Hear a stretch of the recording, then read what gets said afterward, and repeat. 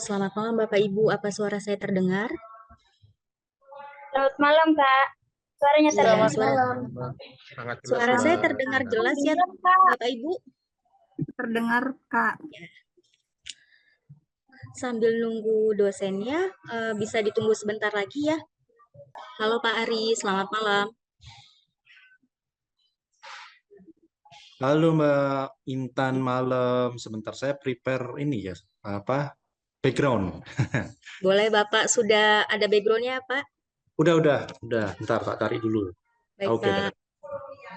Oke, ini Mbak Intan, sudah berapa orang digabung ini ya? 28 ya? 29 ya? 29 Bapak. Mungkin kita mulai 1 menit lagi aja ya. Boleh. Bapak, saya izin sebelum mulai untuk perkuliahannya, saya izin membacakan aturan perkuliahannya ya Pak. Siap, oke. Baik Bapak Ibu, di sini saya yang akan mendampingi Pak Haris untuk pertemuan pertama sampai pertemuan terakhir, yaitu pertemuan ketujuh. Di sini saya akan membacakan aturan perkuliahannya untuk malam hari ini. Yang pertama itu ada Bapak Ibu di sini wajib menggunakan nama sesuai KTP. Tujuannya untuk memudahkan kita melakukan absensi presensi seperti itu. Yang kedua, disarankan menggunakan komputer atau laptop. Jadi jika tapi lebih baik konfirmasi dulu ke saya. Suara saya terdengar jelas ya Bapak Ibu? Terdengar, Kak. Jelas, kelihatan. Ya. Dengar. Selanjutnya join tepat waktu. Yang keempat ini ada gunakan pakaian yang sopan. Ya, yang kelima ini sesuaikan tempat, perhatikan pencahayaannya, background dan suara yang tidak mengganggu. Selanjutnya on cam. Tapi jika teman-teman sedang tidak berhalangan, tidak bisa on cam, itu sebaiknya konfirmasi ke saya. Seperti itu, biar saya tahu kendalanya teman-teman, tapi diusahakan untuk tetap menyimak materinya. Selanjutnya, mute ketika tidak sedang berbicara. Jangan memotong pembicaraan. Nanti ketika di pertengahan materi, kalau teman-teman ada yang mungkin kurang paham dengan penjelasannya, bisa raise hand aja. Jadi tidak memotong pembicaraannya seperti itu. Dan yang terakhir tidak multitasking. Mungkin dari saya untuk menyampaikan aturan perkuliahannya seperti itu. Alangkah baiknya sebelum memulai perkuliahan, kita berdoa dulu ya Bapak Ibu. Berdoa mulai.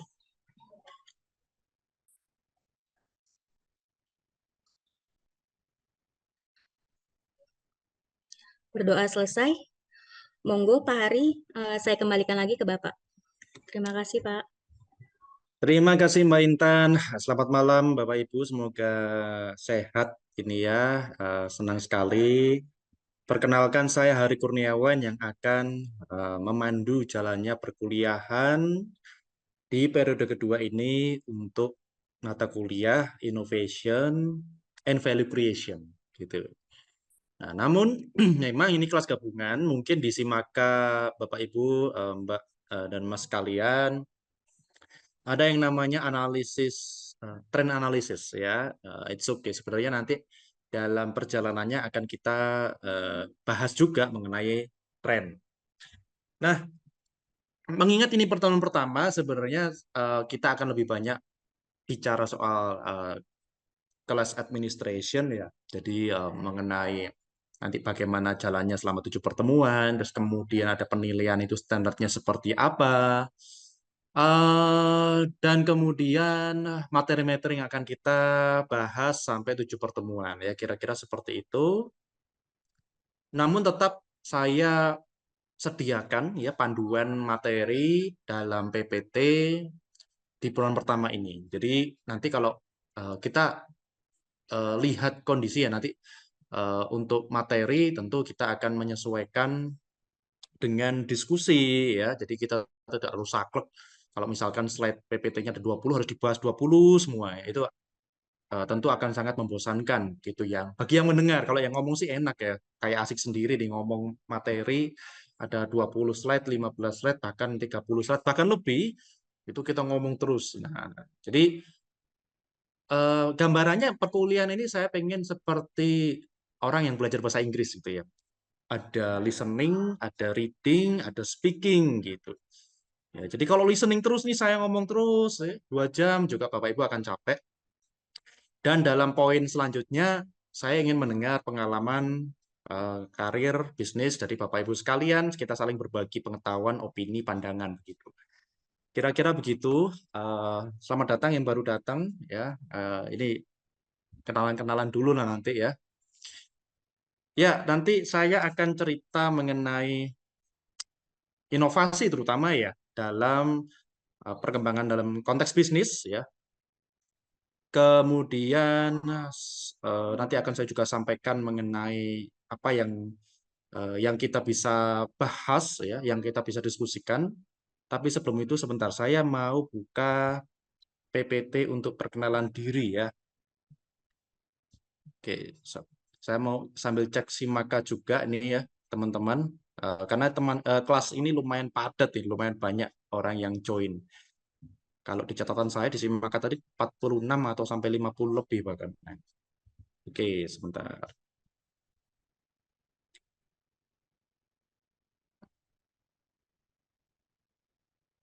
Ya, sambil bergulir, sebentar. Saya coba membuka PPT ini kok lama sekali.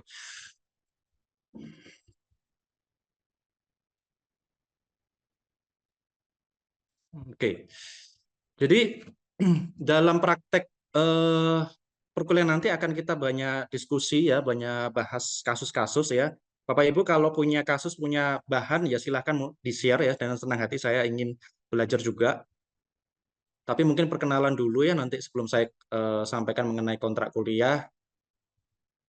Nah, ini data pribadi saya. Singkat ya, Bapak Ibu, ini CV singkat lah. Tapi paling tidak bisa memberikan gambaran. Jadi sebenarnya basic saya adalah praktisi. Jadi dosen semenjak 9 tahun terakhir. Kalau saya nggak salah hitung, ya 8-9 tahun lah ya. Tapi kalau di dunia bisnis, di industri, 17 tahun terakhir. Ya, jadi saya di industri dulu baru jadi akademisi ya. Biasanya kalau akademisi itu jadi dosen dulu, kemudian mengambil bisnis. Saya kebalikannya. Jadi kalau dari dosennya itu baru 9 tahunan lah. Nah, saya punya bisnis di bidang research and development agency ya. Jadi nanganin beberapa corporate, beberapa kawasan industri juga. Kemudian ada wisata. Ya, ada beberapa yang lain-lain kecil ya. Ya, kecil-kecil itu ya kita namanya bisnis ya, coba gagal gitu ya, kita coba berinovasi berinovasi malah so kan biasa begitu ya. Jadi tentu ada beberapa lain cuman belum bisa saya banggakan lah ya karena masih masih merintis, ada yang masih berdarah-darah ya. Bapak Ibu di sini yang bisnis mungkin paham lah ya namanya bisnis, juga nggak semuanya berjalan dengan mulus.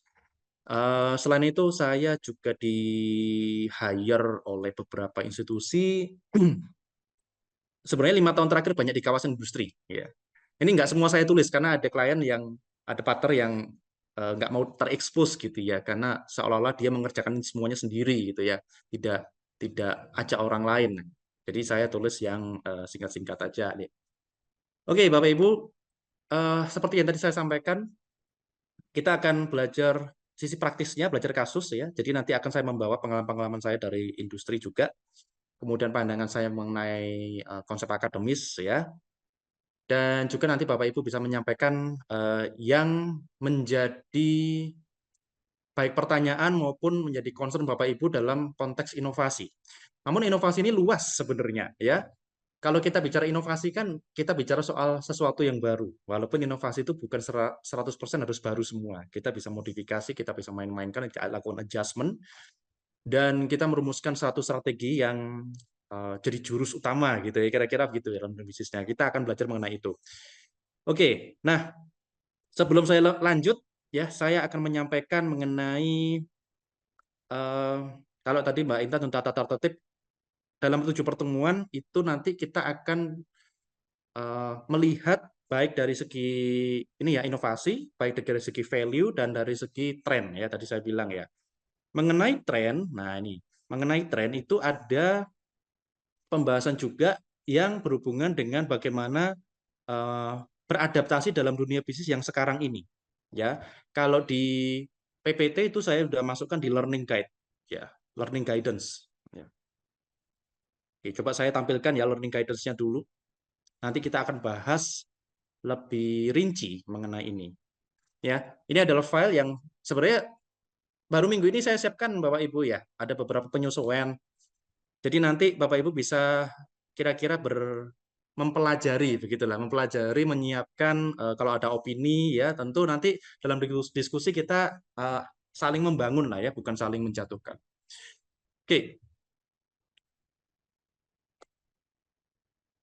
Nah, jadi pertemuan pertama ini saya akan membahas kontrak kuliah dulu, kemudian nanti kita akan bicara tipis-tipis dulu mengenai konsep dasar inovasi dan filosofi. Nanti sebenarnya filosofi ini belum terlalu dalam nanti ya, minggu depan akan saya siapkan lebih dalam ya. Tapi paling tidak kita tahu framework-nya inovasi. Kemudian ada diskusi ya. Jadi apa yang saya tulis di sini memang panduan secara umum, tapi pada prakteknya Bapak Ibu kita bisa lakukan fleksibilitas juga ya. Jadi belajar itu kan harus fun juga, harus dapat ya, alurnya harus enak juga. Ya, kemudian ini yang tadi saya bilang pertemuan kedua atau minggu depan kita akan bicara soal business trend ya. Dan ini nanti akan saya sisipi dengan materi pertemuan pertama. Sekali lagi karena pertemuan pertama kita akan lebih mengenal mencarikan suasana dulu ya. Jadi nanti akan saya sisipi materi pertemuan pertama. Termasuk masalah filosofi tadi ya. Kemudian ada kita bicara mengenai tren yang sekarang terjadi, analisa, kemudian kita akan diskusi, kita akan melakukan kajian-kajian, dan ada juga post-test. Ya, jadi post-test ini setelah kita belajar bareng, nanti saya siapkan soal lah ya, 10 aja cukup ya, soal pilihan berganda yang Anda bisa isi untuk mengukur pemahaman Anda. Sekaligus ini jadi kontributor dalam penilaian akhir, Bapak Ibu. Jadi kebiasaan saya yang baru, kenapa saya sebut baru? Karena baru mulai semester ini, setiap pertemuan genap itu ada post-test. Gitu. Jadi menurut saya cukup lah setiap pertemuan genap, nggak harus setiap pertemuan ya. Jadi setiap pertemuan genap artinya 2, 4, 6, ya, itu yang ada post-test 2, 4, 6 ya, karena ini 7 pertemuan. Oke, dan ketika diakumulasi post-test itu berbobot 30% dari penyusun nilai akhir. Oke, lalu kemudian pertemuan ketiga. Nah, kalau tadi pertemuan kedua ada yang saya sisipkan di materi pertemuan pertama, malah pertemuan ketiga ini ada yang saya ambil dari pertemuan pertama gitu ya. Jadi kita belajar itu terintegrasi Bapak Ibu, nanti saya pengennya ya diskusinya bisa apa namanya, bukan yang plan, tapi kita mengetahui bahwa namanya ilmu itu harus terintegrasi, terkoneksi ya satu sama lain ya. Maka nanti akan saya singgung sedikit mengenai strategik ya. Ya, mengenai strategi. Kemudian sama juga ya seperti pertemuan ya, setiap pertemuan presensi itu menjadi poin penilaian saya ya Bapak Ibu ya. Nah, kalau presensi tentunya kan setiap pertemuan ketika digabung, diakumulasi, itu bobotnya 30% juga. Begitu ya. Tapi kalau post-test, itu setiap pertemuan genap, 2, 4, 6. Bobotnya juga 30% ketika digabung. Nah, sisanya 40% saya ambil dari final test. Gitu. Jadi, harapan saya penilaiannya lebih fair dan lebih jelas, Bapak Ibu. Karena kalau post-test, Bapak Ibu mengisi form ya, ada pilihan berganda di situ. Kemudian setelah mengerjakan submit itu langsung muncul skornya. Gitu ya Bapak Ibu. Jadi entah dapat 70, 80, 100 ya, langsung muncul skornya. Jadi saat itu juga langsung muncul skornya gitu ya.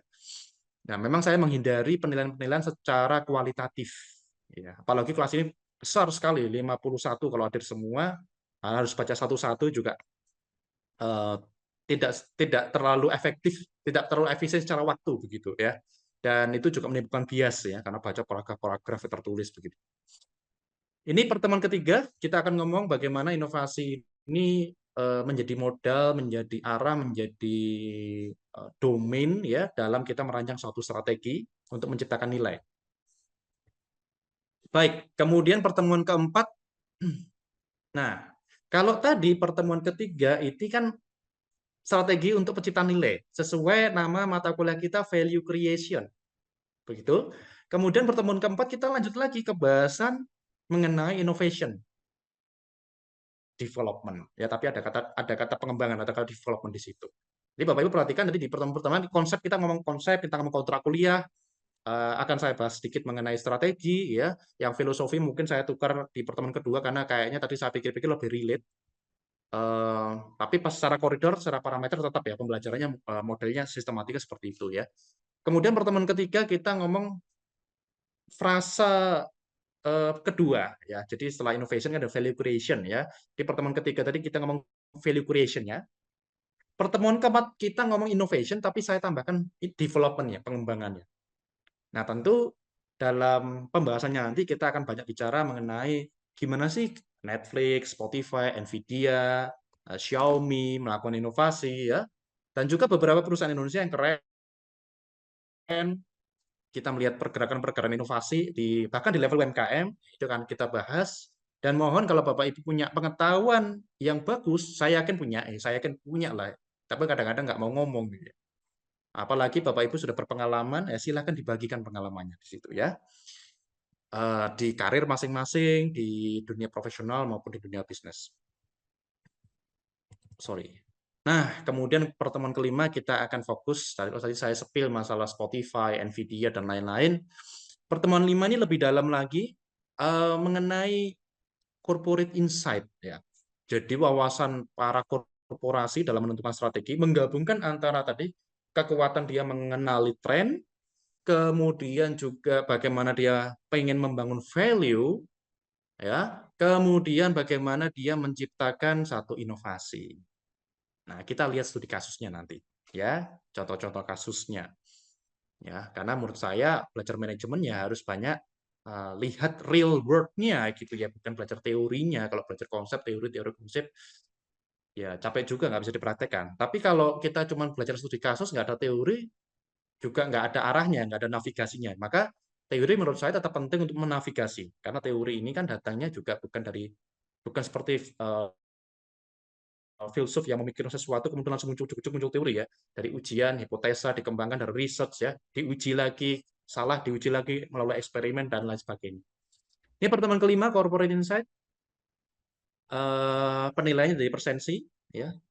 Kemudian pertemuan ke-6, nah ini pertemuan genap terakhir sebelum final test atau sebelum ujian akhir semester atau ujian akhir periode. Ya.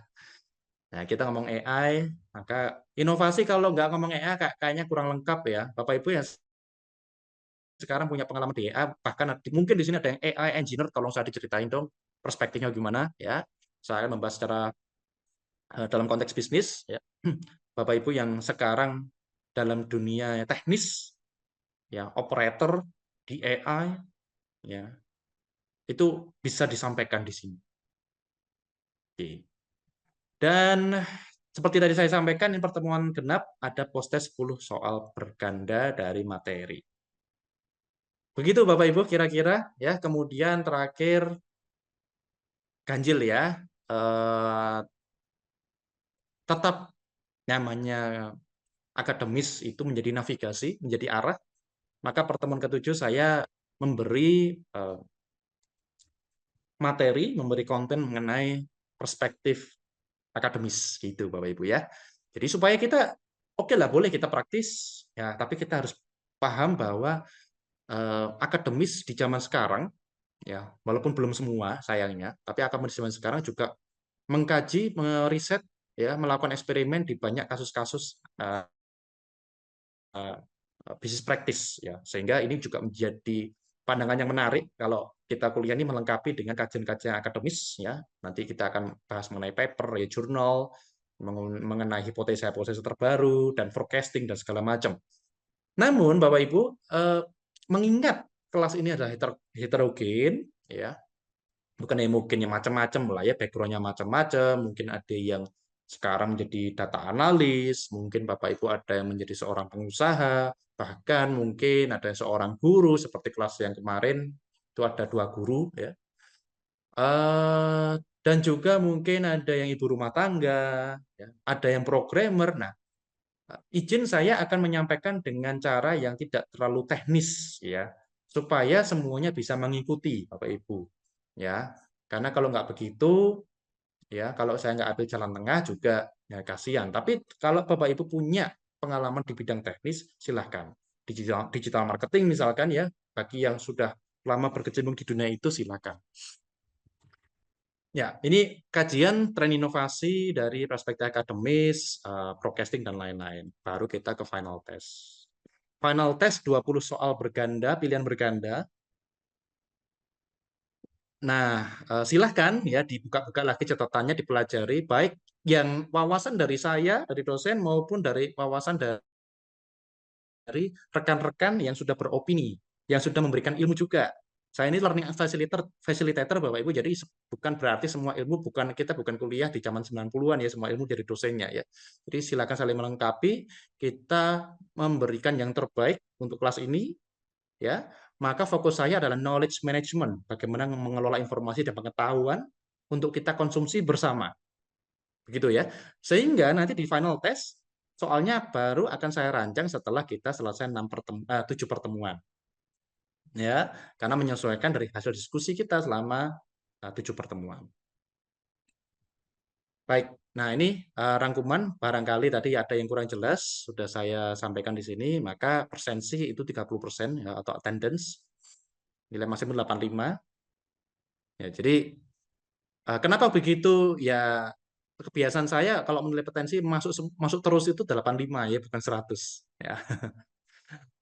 Kemudian post test 30% nilai maksimum 100 terdiri 10 soal pilihan ganda di pertemuan genap, kemudian final test 40% nilai maksimum 100 berisi 20 soal. Ya, tentu 20 soal ini bobotnya lebih tinggi daripada post test ya, karena kita akan melakukan kajian, ujian juga ya, pemikiran secara komprehensif dari pertemuan pertama menuju pertemuan ke-7. Nah, ini kontrak kuliah. Semoga mudah dipahami. Saya bikin semudah mungkin. Oh ya, RPS yang lebih detail akan segera saya upload. Tadi masih ada revisi ya, karena saya menyesuaikan juga. Saya ada RPS sudah lama, tapi untuk 14 kali pertemuan untuk kelas pagi ya, belum saya sesuaikan 7 pertemuan. Dan juga karena kelas ini ada gabungan dengan kelas trend analysis, menurut saya juga harus dimodifikasi. Dan tadi sore sudah saya modifikasi, tapi belum saya upload, belum saya sampaikan tim digital ya. Tapi kira-kira isinya ini, Bapak Ibu ya, isinya ini. Cuman kalau di RPS lengkap itu lebih ada rincian detailnya begitu. Baik, Bapak Ibu, jika ada pertanyaan, silahkan mengenai kontrak kuliah ini. Silahkan open mic atau raise hand. Boleh, silahkan Bapak Ibu.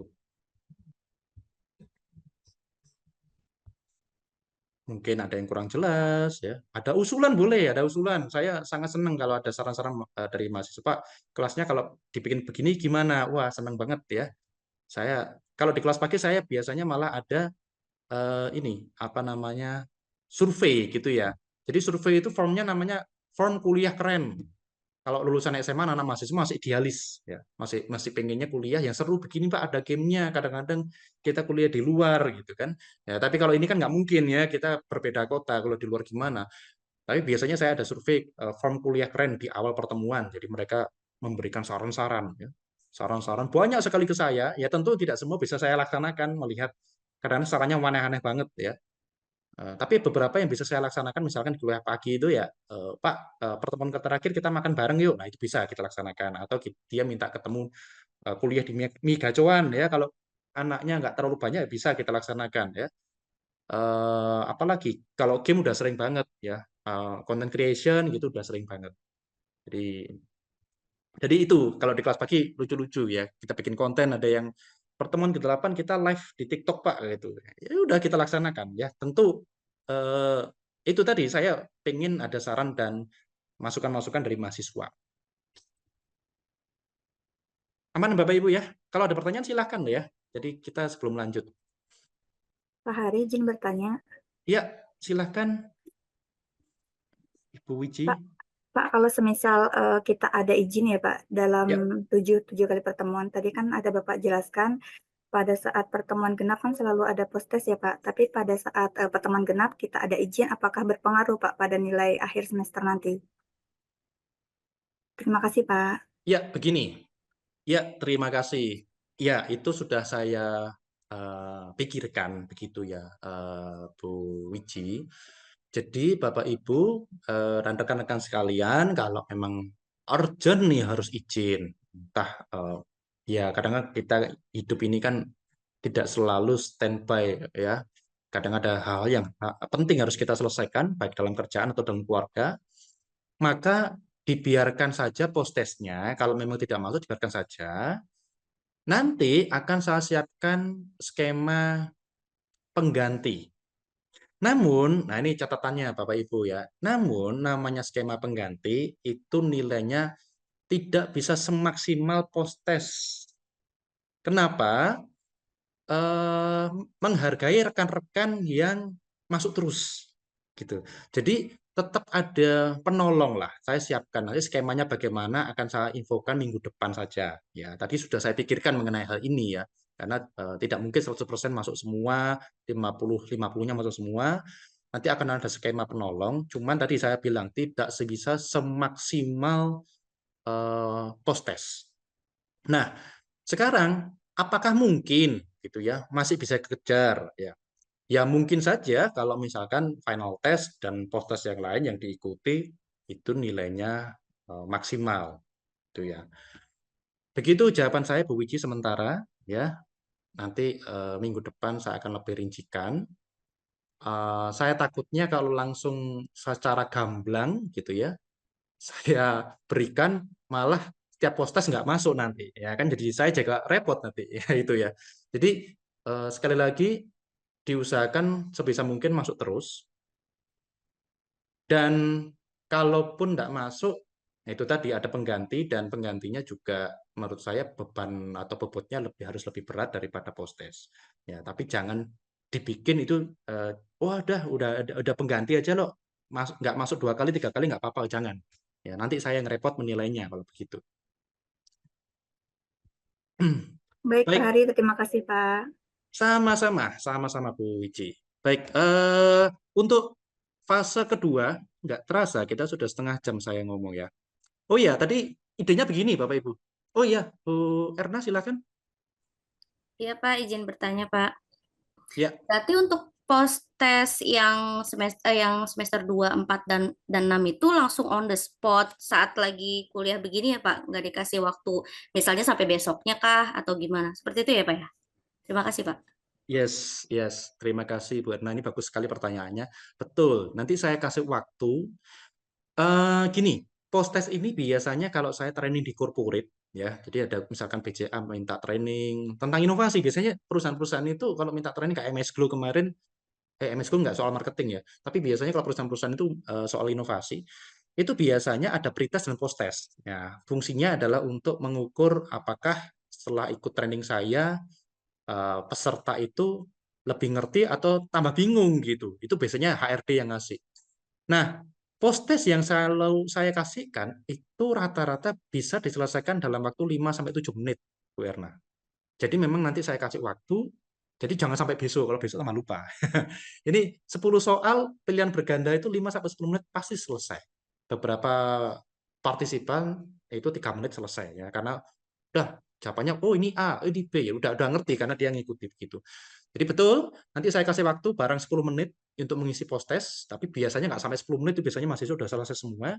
Dan memang sudah saya ukur tidak akan membutuhkan waktu berjam-jam untuk berpikir, itu sudah saya setkan. Ya. Jadi pertanyaan-pertanyaan ringan saja. Begitu Bu Erna, terima kasih untuk pertanyaan dan mengingatkan saya. Oke. Baik Pak, terima kasih. Terima kasih. Oke, nah iya tadi mengingat di awal tadi saya menyampaikan bahwa saya itu pengennya kelas ini seperti kursus bahasa Inggris. Ada listening, tadi Bapak Ibu udah listening, kemudian ada reading, ada writing, ya, kemudian ada speaking, ya, gitu ya. Jadi biar pembelajaran learning experience ini kompleks ya. Namun sebelum masuk ke fase-fase itu, writing, reading, dan segala macam, tentu saya ingin lebih mengenal Bapak Ibu mengenai apa itu, terus Bapak Ibu itu sekarang sedang sibuk apa, gitu ya. Jadi nanti saya kasih form, ya Mbak Intan mau izin ya saya kasih form ini belum ngomong sama tim digital ya, tiba-tiba saya bikin form, tapi saya udah ngomong cerita sama Bu Rektor kemarin, Bu, alangkah lebih baik kalau teman-teman yang nggak pernah ketemu kita di kampus itu kita bisa punya data dan kita ingat bukan hanya nama dan NIM, kalau perlu profesinya apa, kalau perlu fotonya, sosial medianya itu jadi enak kita silaturahmi ya. Ya, kita ketemunya kan enak kalau punya, oh jadi yang namanya Bu Erna itu yang itu, oh yang kerja di sini ya itu enak gitu. Nah, saya izin share untuk form yang Anda akan isi. Nah, ini memang khusus untuk kelas digital management. Ya, form khusus digital management. Ya, diisi seperti biasa lah, ada email, nama lengkap, nama panggilan. Ini biar nggak salah-salah, kadang saya panggil nama panggilan itu salah pakai nama depannya terus ya. Ya, mohon maaf ya, nama mahasiswa ini banyak sekali. Jadi kadang-kadang kita juga bingung nih. Nah, profesi dan instansi, Bapak Ibu, nanti silakan diisi. Ini nanti saya kasih waktu untuk mengisi, biar nggak lupa kalau dibawa pulang malah lupa linknya ya. Jadi misalkan profesi dan instansi, area marketing manager PT Astra International loh. Keren ya, marketing manager masih belajar di bangku kuliah, masih mau belajar itu keren. Tapi di kelas saya cukup bervariasi. Bahkan saya juga tidak hanya mengajar di Asia, Bapak Ibu. Itu bahkan saya pernah mengajar profesor, profesor di bidang medis. Tapi orangnya humble sekali, dia banyak tanya, banyak belajar ya, dia nggak merasa sok jagoan. Yang kemarin juga ada komisaris salah satu BUMN. Jadi kalau saya di project kan di BUMN biasanya kalau kita rapat dengan direksi dengan BUMN itu biasa. Tapi mengajar seorang komisaris itu agak unik ya. Mengajar komisaris yang sudah jam terbangnya saya nggak bisa sebut nama ini karena beliaunya agak nggak nyaman kalau dia ketahuan masih sebenarnya dia udah pernah kuliah ya, dan lulus bukan DO ya di bidang hukum, kemudian dia sekarang ambil S1 di bidang bisnis. Saya tanya kenapa nggak langsung S2? Menurut dia ilmu S1-nya secara akademis ilmu bisnisnya secara akademis sangat kurang. Maka itu tadi yang saya sampaikan. Bayangkan seorang komisaris dan juga dia punya beberapa perusahaan selain dia komisaris di BUMN, dia merasa butuh sudut pandang akademis gitu ya untuk melengkapi gitu. Dan dia sudah tidak muda lagi, Bapak Ibu. Nah, ini tapi kalau dibilang murid paling senior, saya pernah mengajar seorang ibu pengusaha lumayan di Surabaya ya. Namanya lumayan inilah. Usianya 78 tahun. Itu luar biasa. 78 tahun masih belajar. Saya tanya, Bu, Ibu kenapa masih mau kuliah gitu kan SMA-nya udah lewat lama. Jawabannya simpel sekali. Karena menurut saya gini, ibu ini sudah kaya gitu ya. Dia punya perusahaan beberapa. Umurnya udah nggak muda lagi, 78 tahun, masih mau kuliah. Saya tanya kenapa? Saya ingin menginspirasi cucu dan cicit saya yang malas-malasan sekolah. Motivasinya cuma itu. Udah punya cicit loh, bayangkan ya. Saya memotivasi. Jadi malas itu salah besar. Ya, seorang Tionghoa yang kalau ngomong keras gitu ya. Tapi yang saya salut ini, saya di kelas itu, ini bukan di Asia, bukan di Institut Asia ya, di kampus lain. Di kelas itu ada 48 orang. Mirip seperti kelas ini ya, komposisinya 48 orang kurang lebih ya. Dia adalah mahasiswa paling rajin. Paling rajin. Jadi dia selain akhir kuliah, dia tanya, Pak Hari, ada lagi buku yang harus saya baca minggu ini. Bayangkan. Ngumpulin tugas paling tepat, paling lengkap, paling cepat. Dijilid, dirapikan, saya nggak minta dijilid ya. Satu lembar dia bikin satu jilidan. Kemudian besoknya masih telepon lagi, Pak, tugas saya itu apakah sudah benar? Kalau belum benar, saya revisi, saya bikin lagi. Wah, luar biasa itu, ibu-ibu 78 tahun. Nah, ini jadi semangat ya. Jadi saya ngajarnya juga seneng gitu. Nah, balik lagi masalah pengisian tadi profesi dan instansi. Ini kalau Bapak Ibu merasa tidak keberatan mengisi, silahkan mengisi. Kalau keberatan diisi strip aja. Harapan saya tidak keberatan, karena ini kan cuman profesi, gitu ya, bukan hal-hal yang sangat rahasia. Kecuali saya tanya nomor KTP, nomor HP nama ibu kandung, wah bisa jadi pinjol, pengajuan pinjol itu nama ibu kandung ya. Tapi kalau nomor WA ya kita butuh lah ya, sama saya Mbak Intan butuh ya. Kalau misalkan nggak masuk 3 kali kita WA, kenapa nggak masuk gitu ya. Tapi kalau udah tanya ibu kandung ini, oh saya untung nanti maju pinjol, Anda telepon pinjol terus ya. Jadi profesi kan nggak terlalu rahasia. Kalau misalkan ada yang sekarang, mohon maaf, lagi job apply, pindah dari profesi yang lama, mungkin resign, mungkin kontraknya habis, terus sekarang lagi cari kerjaan. Mau di strip juga boleh, kalau memang keberatan. Atau kalau ibu rumah tangga, tulis saja ibu rumah tangga, tidak apa-apa. Ya, karena itu pekerjaannya mulia kan, ibu rumah tangga, nggak gampang ya, multitasking. Master of multitasking itu ibu rumah tangga ya. Karena bapak-bapak seperti saya itu susah multitasking ya. Kalau cuci piring ya udah fokus cuci piring. Baru yang lain-lain. Istri saya beda cerita. Ya, kenapa bisa gitu saya nggak tahu ya. Domisili, nah ini kota atau kabupaten, ya. Kalau contohnya saya di Kota Malang, ya, karena ada teman juga dari Kabupaten Malang. Jadi diisi apakah Anda dari Balikpapan, apa dari Palembang, dari Jakarta, Surabaya, silakan diisi. Kemudian foto diri. Nah, ini foto. Ini bukan buat apa-apa Bapak Ibu.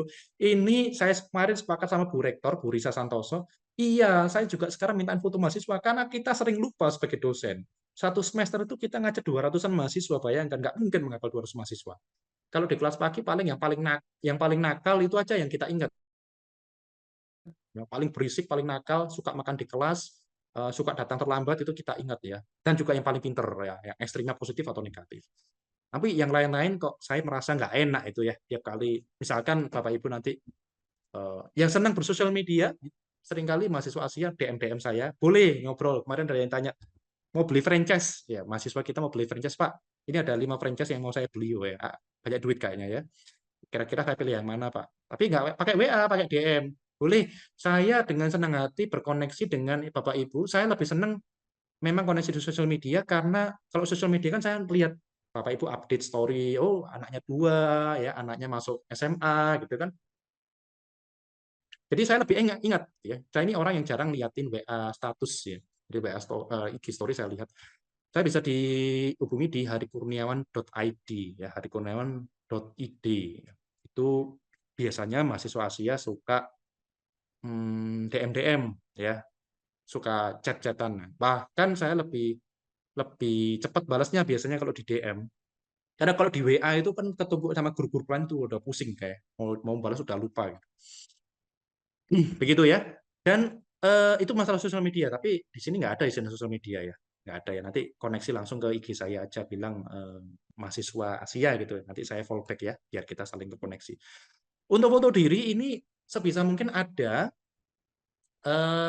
dan tidak harus pas foto Bapak Ibu ya. Mau foto selfie boleh ya. Sekarang lagi foto dulu ya boleh ya. Tapi tolong kalau misalkan foto-foto santai, jangan foto waktu liburan sama RT-nya ya. Saya bingung orangnya yang mana. Tolong di crop dulu ya. Kalau foto keluarga juga begitu. Mohon maaf ya. Suaminya nggak mau di crop dulu ya. Atau selfie lah ya. Langsung di-upload aja. Gitu ya. Jadi jangan foto rame-rame nanti saya bingung. Baik, ini bisa diisi dulu. Saya memberi waktu 7 menit untuk mengisi. Ya, setelah itu kita mulai di tahap berikutnya. Begitu Mbak Intan ya? Ya, Siap, ini Bapak. linknya saya kirim di komen sebentar. Di kolom chat ya. Linknya Pak, saya mohon kirim. izin Pak, Oh masih ya? di jalan. Ya. Oh iya ya, ada yang di jalan ya. Baik, begini saja. Ini kalau misalkan lagi di jalan, lagi nyetir ya jangan dipaksakan ya, bahaya. Yang sekarang bisa mengisi boleh mengisi ya. Nanti Mbak Intan akan membagikan link ini. Saya enter dulu. Link ini untuk yang belum mengisi ya. Kalau ini nggak seperti post test, jadi bisa diisi menyusul setelah nanti Anda mungkin di jalan menepi dulu atau sampai rumah baru bisa mengisi ya. Yang sekarang bisa diisi silahkan diisi. Gitu Mbak Intan, 7 menit dari sekarang Mbak Intan ya, nanti kita lanjut. Baik, terpantau sudah 22 orang yang mengisi, terima kasih. Mungkin yang lain nanti bisa menyusul ya, yang belum, mungkin yang bingung cari foto ya, sambil jalan lah. Baik, terima kasih yang sudah mengisi, dan kita lanjut ya. Kita bahas materi pertama ya. Nanti tidak akan saya bahas semua karena kita akan lanjut ke diskusi nanti ya. Baik, sebentar. Oke, terima kasih. Jadi kita perlu tahu dulu sebenarnya inovasi itu fondasinya di mana, ya dasarnya di mana. Karena kalau kita mau melangkah itu kita harus ngerti dulu arahnya kan gitu. Dan setiap kita bicara inovasi, kita bicara mengenai proses di mana kita harus berpikir, memecahkan masalah, kan begitu ya. Jadi kerjaan para inovator itu sebenarnya tukang mencari masalah sebenarnya di awal. Karena kalau teman-teman mahasiswa, teman-teman startup, teman-teman pengusaha tanya, inovasinya mulai dari mana nih? Kita mikir apa dulu nih? Produk kita mana yang gagal nih? Atau teknologinya mana yang harus dibikin baru nih? Sebenarnya selalu saya jawab dengan statement yang simpel. Inovasi itu mulai dari masalah apa yang pengen kamu selesain. Gitu. Untuk menjawab itu tentu kita harus tahu, ya masalahnya ada apa aja. Kemudian kita skalakan prioritas, mana yang penting. Ya. Nah, jadi inovasi tidak lepas dari identifikasi masalah. Kemudian sorry ada yang ini ya, backsound soalnya di sini. Ada yang on ya, oke. Nah, kemudian kita akan apa ya? Kita akan pantau, kita akan zoom in. Kenapa inovasi jadi penting? Sebenarnya inti dari aktivitas kita dalam bisnis itu harus aktivitas yang bisa memberikan nilai tambah kan. Ujung-ujungnya dalam jangka panjang kita bicara mengenai pertumbuhan bisnis. Tapi dalam jangka pendek kita bicara mengenai perbaikan operasional. Harus smooth, ya, harus mulus walaupun dalam bisnis jatuh bangun, berantem. Ya, kalau katanya Nadiem Makarim itu kalau bisnis ya bisnis itu seperti punya keluarga. Namanya keluarga berantem itu bukan lagi biasa tapi harus berantem kata Nadiem ya. Kalau saya mengartikan itu sebenarnya begini, memang kalau kita ada konflik, ya itu kan sebenarnya ada poin positif di mana kita bisa mengkoreksi satu sama lain, kemudian kita merenung, mengevaluasi, komplementasi, dan akhirnya melakukan tindakan yang lebih terstruktur. Ya, walaupun namanya terstruktur itu kadang-kadang juga kita harus tiba-tiba keluar dari jalur modifikasi, gitu ya. Apalagi kalau kita ngomong masalah dunia bisnis. Nah, jadi yang kita maksud inovasi itu bukan melalui soal produk. Oh, produknya harus baru nih tahun depan. Teknologinya harus canggih nih. Ya. Jadi kalau kita ngomong kalau kita bicara soal inovasi, maka fokusnya sebenarnya apakah yang kamu lakukan itu bisa meningkatkan daya saing? Nah, balik lagi sebenarnya. Oh iya, maunya begitu. Oke. Nah, berarti inovasi apa dong? Kalau tadi bukan teknologi, bukan produk yang baru, ya. Saya bilang tidak hanya seperti itu konsepnya. Inovasi itu kalau kita lihat ya, dari para pakar nih, mulai Peter Drucker, Philip Kotler, Gary Armstrong, dan lain sebagainya, Gary Vee, sampai Gary Vee juga ngomong inovasi ya. Mereka pada intinya ngomong inovasi itu ya sesuatu yang baru. Gitu. Walaupun sesuatu yang baru itu tidak harus 100% baru. Nah, kenapa muncul sesuatu yang baru? Karena ada kegelisahan yang lama ini mulai ada masalah. Yang lama ini sudah mulai nggak mendukung namanya daya saing dan pertumbuhan. Gitu. Nah, harus dikencangin dulu, harus dilurusin dulu, keluar jalur dilurusin dulu nih. Kamu ternyata selama ini salah kesibukan. Nah, gitu. Bukan hanya perusahaan kecil, ya. Saya itu sempat bertandang ke Garuda Indonesia. Kalau Bapak Ibu tahu, Garuda Indonesia itu masalahnya kan banyak. Apalagi kalau Anda investor sahamnya. Saya dulu investor sahamnya GIAA ya. Kemudian saya lepas lah 2 tahun yang lalu. Kemudian saya masuk lagi ke perusahaan-perusahaan yang lain. Saya sempat ngobrol dengan beberapa direksi di Garuda. Waktu itu kita sempat diajak main ke hanggarnya juga. Gitu. Nggak bisa saya publikasi ya masalah detailnya, tapi kalau masalah yang umum ya mungkin Bapak Ibu udah tahu lah.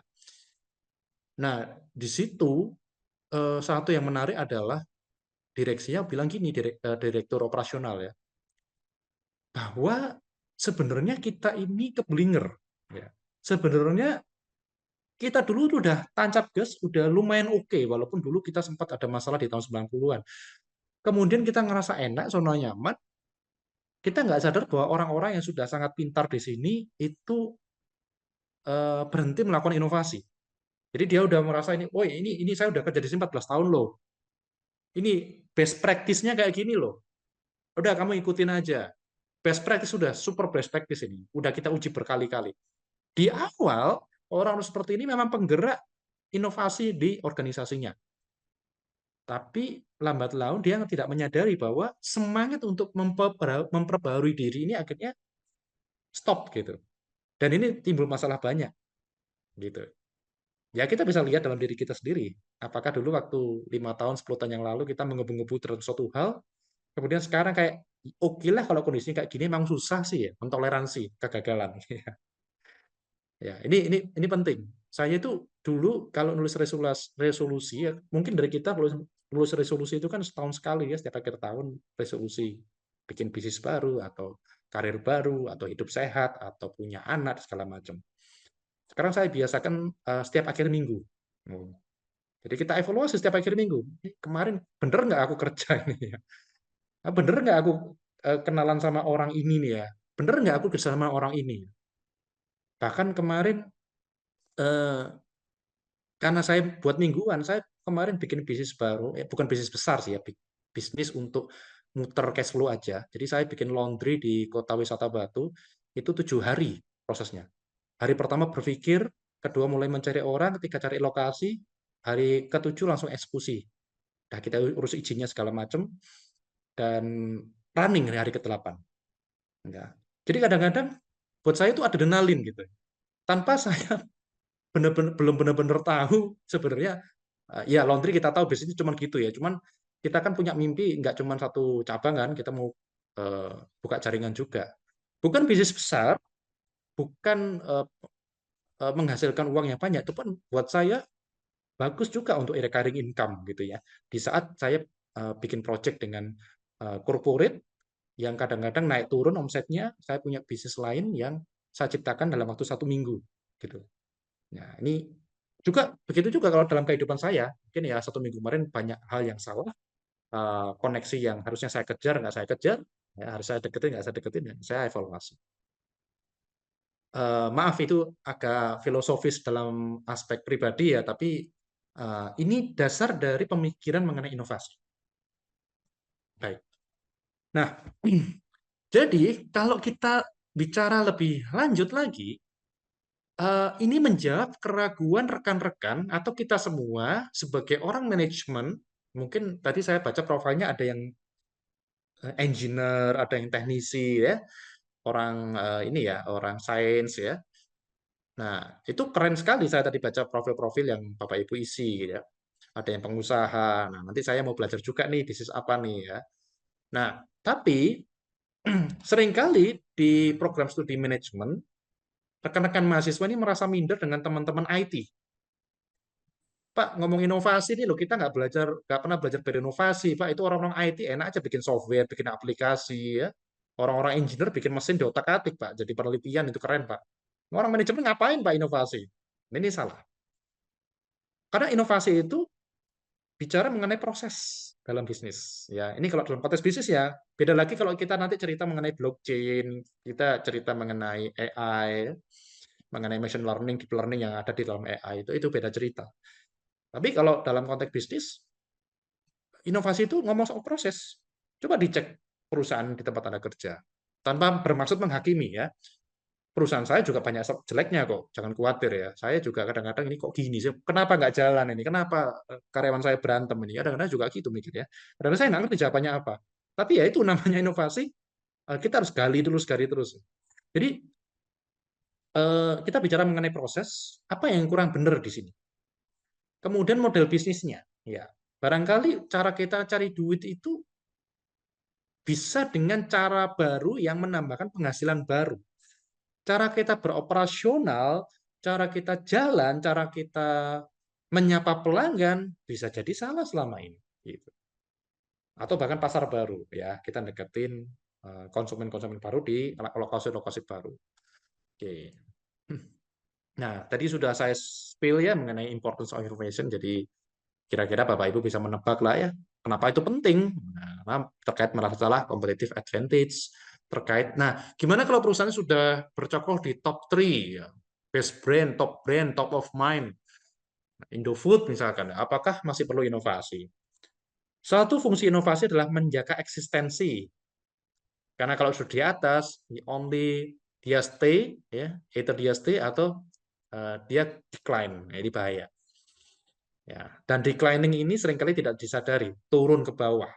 Tidak disadari, kayak pelan-pelan tergerus, pasarnya tergerus oleh kompetitor baru yang tadinya tidak diperhitungkan, sekarang mulai menggerus konsumennya dia. Nah, ini yang akan kita bahas, ini kita masih punya 6 pertanyaan selanjutnya, jadi tentu kita nggak akan bahas satu persatu, tapi ada beberapa hal yang menarik di sini ya, mengenai product innovation, tadi sudah saya cerita proses, model business model, service. Incremental innovation ini adalah berinovasi dengan menambah sedikit-sedikit, jadi tidak radikal, mengganti semuanya. Begitu ya. Nah, ini rangkuman. Jadi PPT ini atau slide ini sudah saya bagikan dalam slide PDF ya, sudah dibagikan oleh Mbak Intan. Nah, nanti Anda bisa baca-baca sendiri ya. Kalau saya mengulangi apa yang saya tulis dan juga capek juga ya, dan Anda mendengarnya juga capek. Jadi bisa produk, proses, model bisnis, dan pasar. Jadi cara kita melayani. Ya, tentu yang perlu kita perhatikan adalah manajemen risiko juga. Kadang-kadang berinovasi itu masuk ke arena perang yang baru ya. Kalau kita berinovasi itu kan banyak hal yang kita nggak tahu ya. Ujuk-ujuk kita lakukan. Nah, tapi risiko kan tetap penting untuk diambil. Buka bisnis banyak faktor yang bisa bikin kita gagal. Tapi kalau kita mikir terus kegagalan-kegagalan itu, ya nggak mulai-mulai. Nggak bisa seminggu buka bisnis. Ya nggak, sebenarnya nggak perlu seminggu juga, itu kan karena pengen cepat ya. Kemudian apalagi ya? Ini juga risiko itu, ya sekali lagi di bisnis itu kan tidak mungkin menghilangkan risiko yang bisa diantisipasi. Ya, tapi risiko tetap ada. Nah, kalau tokohnya ini ya dewa inovasi dalam bisnis, Joseph Schumpeter. Ini orang Jerman, ini orang gabungan sebenarnya, ada darah Austria juga ya. Tapi dia yang menggaungkan ya bahwa bisnis itu area bermainnya inovasi. Nanti Bapak Ibu bisa cek lah profilnya beliau ya. Tapi intinya dia ini sudah saya rangkum, ini kalau baca kayak white papernya itu lumayan panjang ya. Tapi intinya metode, dia bicara banyak mengenai metode. Nah, saya mau cerita dikit nih Bapak Ibu ya. Saya mau cerita yang sangat sederhana sekali mengenai metode. Di kelas pagi, Rabu pagi, mahasiswa semester berapa ya? 4 ya sekarang ya. Itu punya masalah ketika kuliah susah bangun pagi. Ya, contoh ya, ketika kuliah susah bangun pagi. Saya sederhanakan, berarti kamu bukan ketika kuliah aja kan, gitu. Tapi kamu memang susah bangun pagi. Iya Pak. Nah, ketika saya kuliah pagi, ya, kita kan ada kuliah pertama 7:30 ya. Itu dia kalau terlambat nggak aturan, 40 menit, 45 menit, 1 jam lebih. Rekornya dia 1 jam lebih 5 menit. Dan tidak pernah tidak terlambat. Dan tidak pernah terlambat hanya 10 menit, nggak pernah. Selalu di atas itu. Ya, saya panggil dong, ayo dong, kamu yang bener dong, masa kuliah begini terus? Iya Pak, saya susah, bener-bener nggak bisa. Kenapa? Kamu kerja malam, kamu jaga toko atau sampai malam atau gimana? Enggak Pak, memang saya ini nggak kerja, memang gitu Pak. Susah metode apa? Biologi saya, dia bilang itu susah. Tanya. Dan terus akhirnya gini, di kuliah saya yang lain semester berikutnya, kita kuliah siang. Ternyata sama aja. Jadi kuliah jam 1 pun dia terlambat. Dan terlambatnya juga nggak aturan, setengah jam, 40 menit itu. Saya heran, saya panggil lagi, kamu kemarin nilaimu sudah jelek karena kamu telat datang, telat terus. Saya kurangi nilaimu, masa sekarang kuliah siang masih telat terus. Iya Pak, gimana Pak? Ya saya udah berusaha nih Pak. Saya tanya, rumah kamu dari kampus itu berapa lama gitu? Ternyata tuh nggak sampai 1 kilo, Bapak Ibu. Dekat sekali loh. Herannya itu dekat sekali loh. Jadi kalau orang Malang tahu ya, kampus kita di Asia itu di Soekarno-Hatta, dia rumahnya di Borobudur, dekat sekali. Kok bisa telat setengah jam gitu? Nah, kemudian itu berulang terus saya marahin, saya omelin tetap begitu, sampai akhirnya jiwa riset saya ya muncul gitu. Saya panggil, kan saya ajak ngopi itu waktu pulang, saya ajak ngopi. Kita ngobrol yang enak deh. Kenapa sih kamu heran nih? Ternyata begini. Dia cerita, iya Pak, jadi sebenarnya saya itu kan sudah memprediksi Pak, kalau ke kampus itu ya jaraknya 5 menit aja cukup Pak, 7 menit, 5 menit cukup lah Pak. Ya tapi kadang-kadang itu selalu ada, ketika saya mau berangkat, papa saya itu ngajak ngobrol, minta tolong dibelikan ini, ibu saya minta tolong bersihkan ini, itu. Jadi saya telat Pak. Oke, kita bedah satu-satu ya. Ya, mungkin metodemu salah dalam datang ke kuliah, itu metodemu salah. Dia nggak ngerti, maksudnya gimana Pak metodenya, datang ke kuliah kan udah naik motor biasa itu datang gitu. Enggak, kita breakdown satu-satu. Nah, setelah dia cerita panjang lebar, ada satu setengah jam. Saya ketemu masalahnya. Yang salah adalah cara dia berpikir. Gitu. Jadi kalau dia merasa kuliah jam 1, maka dia baru mulai siap-siap jam 1. Nah, ini ya. Cara dia berpikir, metode dia berpikir sudah salah. Namanya dosen ini kan kita dilatih untuk meneliti sesuatu ya. Jadi saya nggak puas dengan jawaban dia, menyalahkan mamanya dan papanya minta tolong sesuatu, belikan di warung dan segala macam. Oke, dia siap-siap jam 1. Kemudian saya breakdown lagi, sebentar, kamu siap-siapnya ngapain? Gitu. Tak suruh cerita. Kemudian dia cerita, ya biasa Pak, mandi, kemudian pakai baju berangkat. Enggak, saya nggak puas, nggak mungkin. Kalau itu terjadi, tidak mungkin masalahnya selama ini. Dia cerita tuh. Oke Pak, ya gimana ya ceritanya ya? Kayak biasa aja Pak. Silahkan, bayangkan sekarang kamu ada kuliah jam 1, kamu siap-siap, kamu ceritakan yang apa yang ada dalam benakmu, dalam memorimu, proses kamu keluar dari pintu kamar sampai berangkat. Ternyata dari interview saya, dari observasi saya kelihatan, ya ini kan saya nggak datang ke rumahnya, tapi dia cerita itu kelihatan, dan dia baru menyadari bahwa masalahnya adalah ketika dia melihat jam 1 dan dia sadar kuliah jam 1, yang pertama dia lakukan adalah mandi. Itu udah salah. Kenapa? Harusnya mandinya sebelumnya. Itu baru dia mandi. Dan kalau dihitung-hitung 15 menitan. Itu udah salah. Kedua, dia akan ribet sendiri dengan pakaian yang dia pakai. Jadi dia tipikal, dia kalau ke kampus itu kayak anak rocker gitu ya, pakai baju-baju metal gitu. Dan dia ribet sendiri memilih itu. Kemudian saya telusuri lagi, apa yang kamu lakukan berikutnya? Ya kadang-kadang makan, kadang-kadang enggak. Nah ini, makan juga takes time. Kemudian dia itu nggak tahu kenapa, nggak belajar dari pengalaman, nggak sadar bahwa motornya dia itu kalau di rumah seringkali dimasukin dan dimasukin dekat. Dia cerita ya, digambarin di HVS tuh ya, posisinya motor itu dekat dapur. Jadi proses dia mengeluarkan motor itu makan waktu, dan biasanya waktu dia mengeluarkan motor di depan ada mobil papanya harus dikeluarkan dulu. Bayangkan waktu yang sudah terbuang berapa. Nah, belum lagi dicerita yang lain-lain, disuruh papanya segala macam. Nah, ini makanya saya nggak heran kalau dia cerita, kalau dia datang ke kampus teratnya setengah jaman. Nah, itu yang terjadi. Maka metodenya yang harus dilatih adalah begini, cara gampangnya, ketika kamu lihat bahwa kamu punya jadwal jam 1, sekarang yang harus kamu pikirkan adalah kamu harus siap-siap 1 jam sebelumnya. Atau yang kamu lihat jam 1 itu adalah jam 12, jam 11 ada jam 10. Kalau perlu jamnya dicepetin, menipu diri sendiri. Ya. Dan lumayan berhasil, sekarang tetap terlambat, tapi terlambatnya 10 menitan. Masih oke lah, progressing. Nah, itu contoh metode Bapak Ibu. Ya, seringkali perusahaan itu ya, saya cerita tadi analogi yang sangat simpel. Dan true story itu terjadi. Tapi di perusahaan juga begitu. Kadang-kadang perusahaan mikir penjualannya saya sepi, ada politik kantor yang nggak sehat, kemudian tim operasional itu tidak terlalu agile dalam merespon sesuatu, tidak terlalu fleksibel, seringkali berantem dengan divisi produksi, ya, dan lain sebagainya. Karyawan saya tidak terlalu produktif. Dan itu kadang-kadang kita perlu tahu core problemnya di mana. Inti masalah di mana. Seperti tadi mahasiswa. Ternyata inti masalahnya adalah di cara pandang dia mengenai jam. Gitu. Kemudian kita lakukan, saya bikinkan action plan gitu ya. Harus ngapain. Baik. Kemudian ada kata creative destruction. Nah, destruction itu merubah, mengganggu lah. Sebenarnya destruction itu sesuatu yang mengganggu, ya, menginterupsi. Tapi ada kata kreatif, maka kita menginterupsi, ya, seperti dulu kejayaan Bluebird, taksi, kemudian dimasukin dengan Grab, ya, Gojek dan Gokarnya. Nah, itu mendestruksi, ya, ya. Dan bahasa kerennya sekarang, kalau dulu change manajemennya Pak Ronald Kasali sering ngomong disrupsi, kan begitu kan?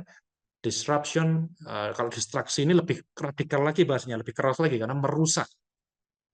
Kalau disruption itu lebih ke arah change, merubah. Tapi ada irisan di situ ya, ada sesuatu yang mirip. Nah, teori Joseph Schumpeter ini mencapai berbagai aspek inovasi. Ini sebenarnya masuk di filosofi juga, karena Schumpeter ini, ya ini teori lama, teori klasik, tapi menurut saya masih relate ya. Kalau sekarang kita lihat Elon Musk, gitu ya, Zuckerberg, dia banyak ngomong soal inovasi, kemudian Nvidia, kemudian mendiam Steve Jobs, dia banyak ngomong inovasi, nah ini lebih baru. Bayangkan, ini dari tahun 34 dia sudah ngomong ini. Buat saya, tetap bisa dipakai, tapi harus disesuaikan dengan zaman sekarang. Ya. Kemudian ada Christensen, ya ini dari Harvard, ya, Clayton Christensen. Ini salah satu guru jauh saya sering ikut webinar-webinarnya juga ya dari Harvard. Ya, dia juga menulis seringkali di Harvard Business Review yang tadi saya bilang mengenai disruptif. Ya. Nah, ini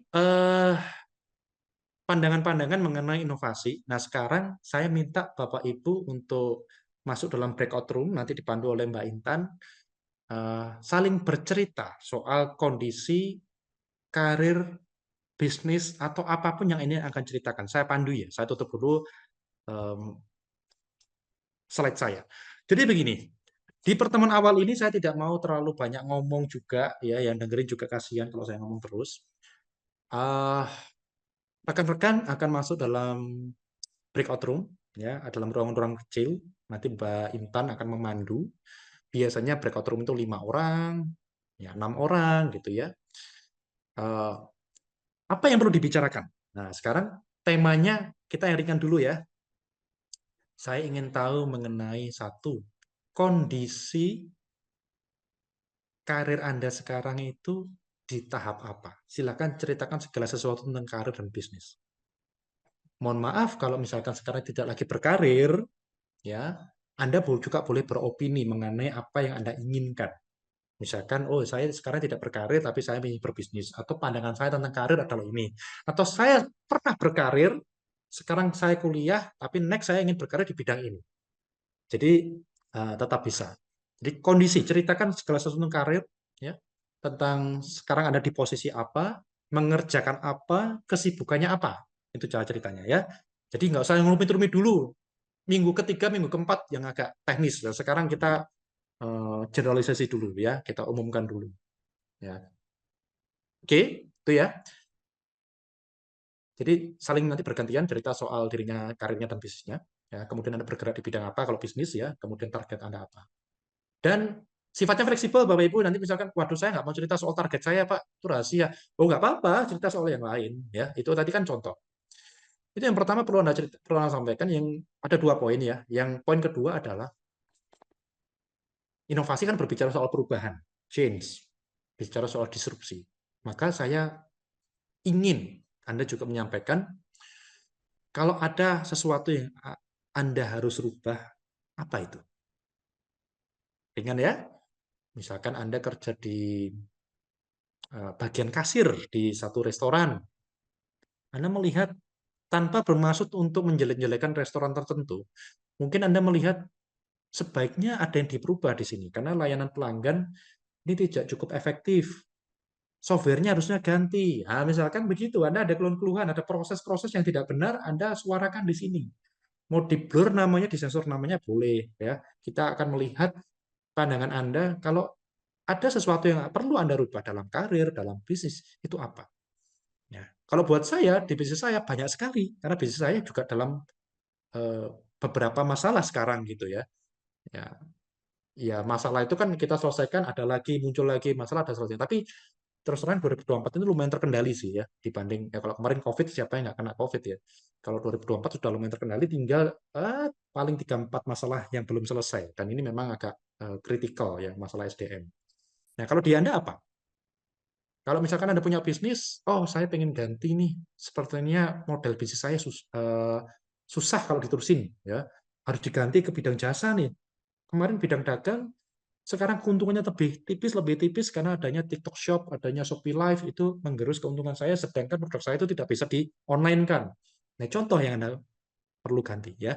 Jadi saya highlight sekali lagi ya. Pertama, Anda cerita soal kesibukan Anda dalam karir dan bisnis, ya, atau keinginan bagi yang sekarang belum berkarir atau sedang tidak berkarir dan sedang tidak berbisnis, keinginan untuk karir dan bisnis apakah ada atau pengalaman yang lalu.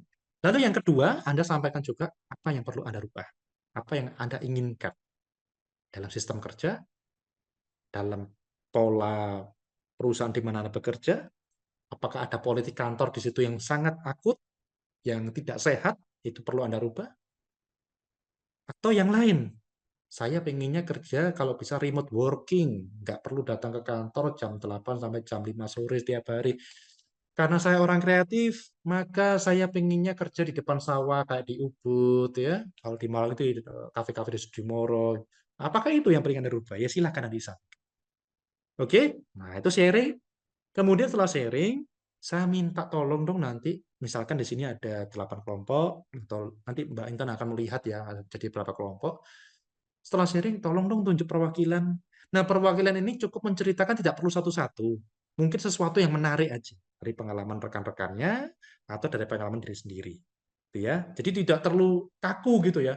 Tadi Ibu A bicara soal ini, Pak. Bapak B bicara soal ini, wah itu membosankan sekali.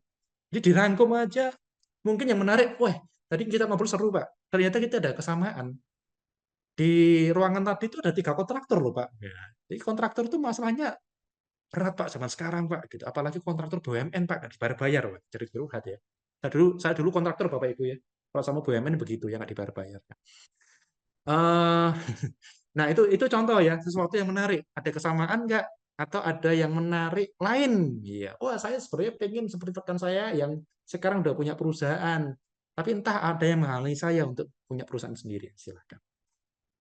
Nah sebelum kita mulai, sebelum kita masuk dalam breakout room, silahkan kalau ada pertanyaan. Ada yang kurang jelas, silahkan. Aman ya? Cukup simpel ya. Ini anggap aja kayak podcast ya, ngobrol-ngobrol karir, ngobrol bisnis. Yang nanti akan kita bawa lebih serius artinya lebih teknis di minggu-minggu berikutnya. Mungkin minggu ketiga, 4 itu yang mulai naik. Jadi dasarnya obrolan bisnisnya harus ada. Tapi bukan berarti minggu ketiga dan minggu 4 itu kita hanya serius. Enggak, kita juga having fun ya. Kita belajar harus senang. Nanti ada studi kasus juga. Baik, begitu ya. Jadi 2 hal itu silakan Mbak Intan untuk memberi komando ke rekan-rekan. Ya, sebelum saya buatkan breakout room-nya, saya izin bertanya ya Pak. Ya, Untuk waktunya ini, diskusinya teman-teman berapa menit Pak? oke. Oh iya, saya lupa ngasih tahu waktu. Teman-teman ideal gini, biasanya saya kasih waktu 15 menit, tapi biasanya saya dikomplain. Biasanya nambah 5 menit, jadi ya 20 menit lah ya. Nanti kalau lama-lama lupa nanti ya. Kalau lama-lama jadi terlalu malam juga nanti. Jadi eh, sebisa mungkin diatur 20 menit ya. Kalau 15 menit saya biasanya dikomplain ke Mas. Pak, kurang, Pak. Ya udah masuk berat. Jadi 20 menit setelah itu jangan lupa menunjuk juru bicara ya, perwakilan dari setiap kelompok. Begitu Mbak Intan? Baik Pak, untuk selanjutnya saya ingin bertanya Pak, ini kan Ya, saya buat breakout room-nya ya. sesuai random aja ya Pak, biar nanti teman-teman mungkin ada yang belum saling kenal bisa perkenalan dulu Yes, gitu. yes, lebih baik Terus, gitu karena ini 2 iya kelas ya betul. gabungan ya. Ini lebih baik gitu. Oke. 3 kelas sih Pak. Oh, 3 kelas. Lebih banyak lagi. Dari pengalaman sebelumnya itu, ketika kita buatkan breakout room tuh teman-teman pada sunyi gitu loh Pak. Pada diem, Oh, krik-krik. Jadi mungkin nanti saya akan masuk ke roomnya satu-satu buat mantau teman-teman ini benar-benar diskusi apa enggak, walaupun enggak sebelumnya belum saling kenal, mungkin bisa perkenalan dulu, bisa saling sharing ya, ya, seperti ya. itu ya Pak. Ya, saya setuju, saya setuju. Iya, semoga gini, rekan-rekan tolong manfaatkan untuk networking ya. Saya tadi pagi baru ngajar profil networking, jadi networking gali, ya kalau misalkan bahasanya sudah selesai, gali kolaborasi atau ya kenalan-kenalan lucu-lucuan lah ya. Sekarang mungkin ada hal yang penting untuk bisa diajukan kerjasama di kemudian hari. Jadi kalau memang sudah selesai 20 menit dan itu selesai dalam 10 menit, ini boleh rekan-rekan mau bikin minum dulu, ya mau bikin Indomie dulu ya enggak apa-apa ya. Jadi kita nggak terlalu kaku, tapi saya minta satu hal, manfaatkan benar-benar untuk diskusi ya. Jadi kalau saya terus yang ngomong terus teman-teman nggak diskusi juga kurang hidup kelasnya, kurang asik gitu ya. Ya pesan saya titip untuk itu ya. Terima kasih Mbak Intan sudah ingatkan. Ya silakan Mbak Intan.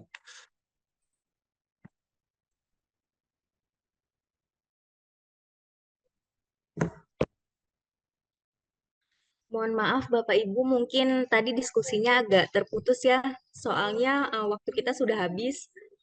Mungkin bisa saya kembalikan sama Pak Hari, Pak. Monggo, Pak. Iya, terima kasih Mbak Intan. Terima kasih rekan-rekan yang sudah partisipasi. Tadi mungkin ada yang lagi ngobrol di cut atau yang lagi ambil minum ya. Oke, ini sudah menjelang setengah 9, biar nanti kita nggak terlewat sampai jam 9 lebih.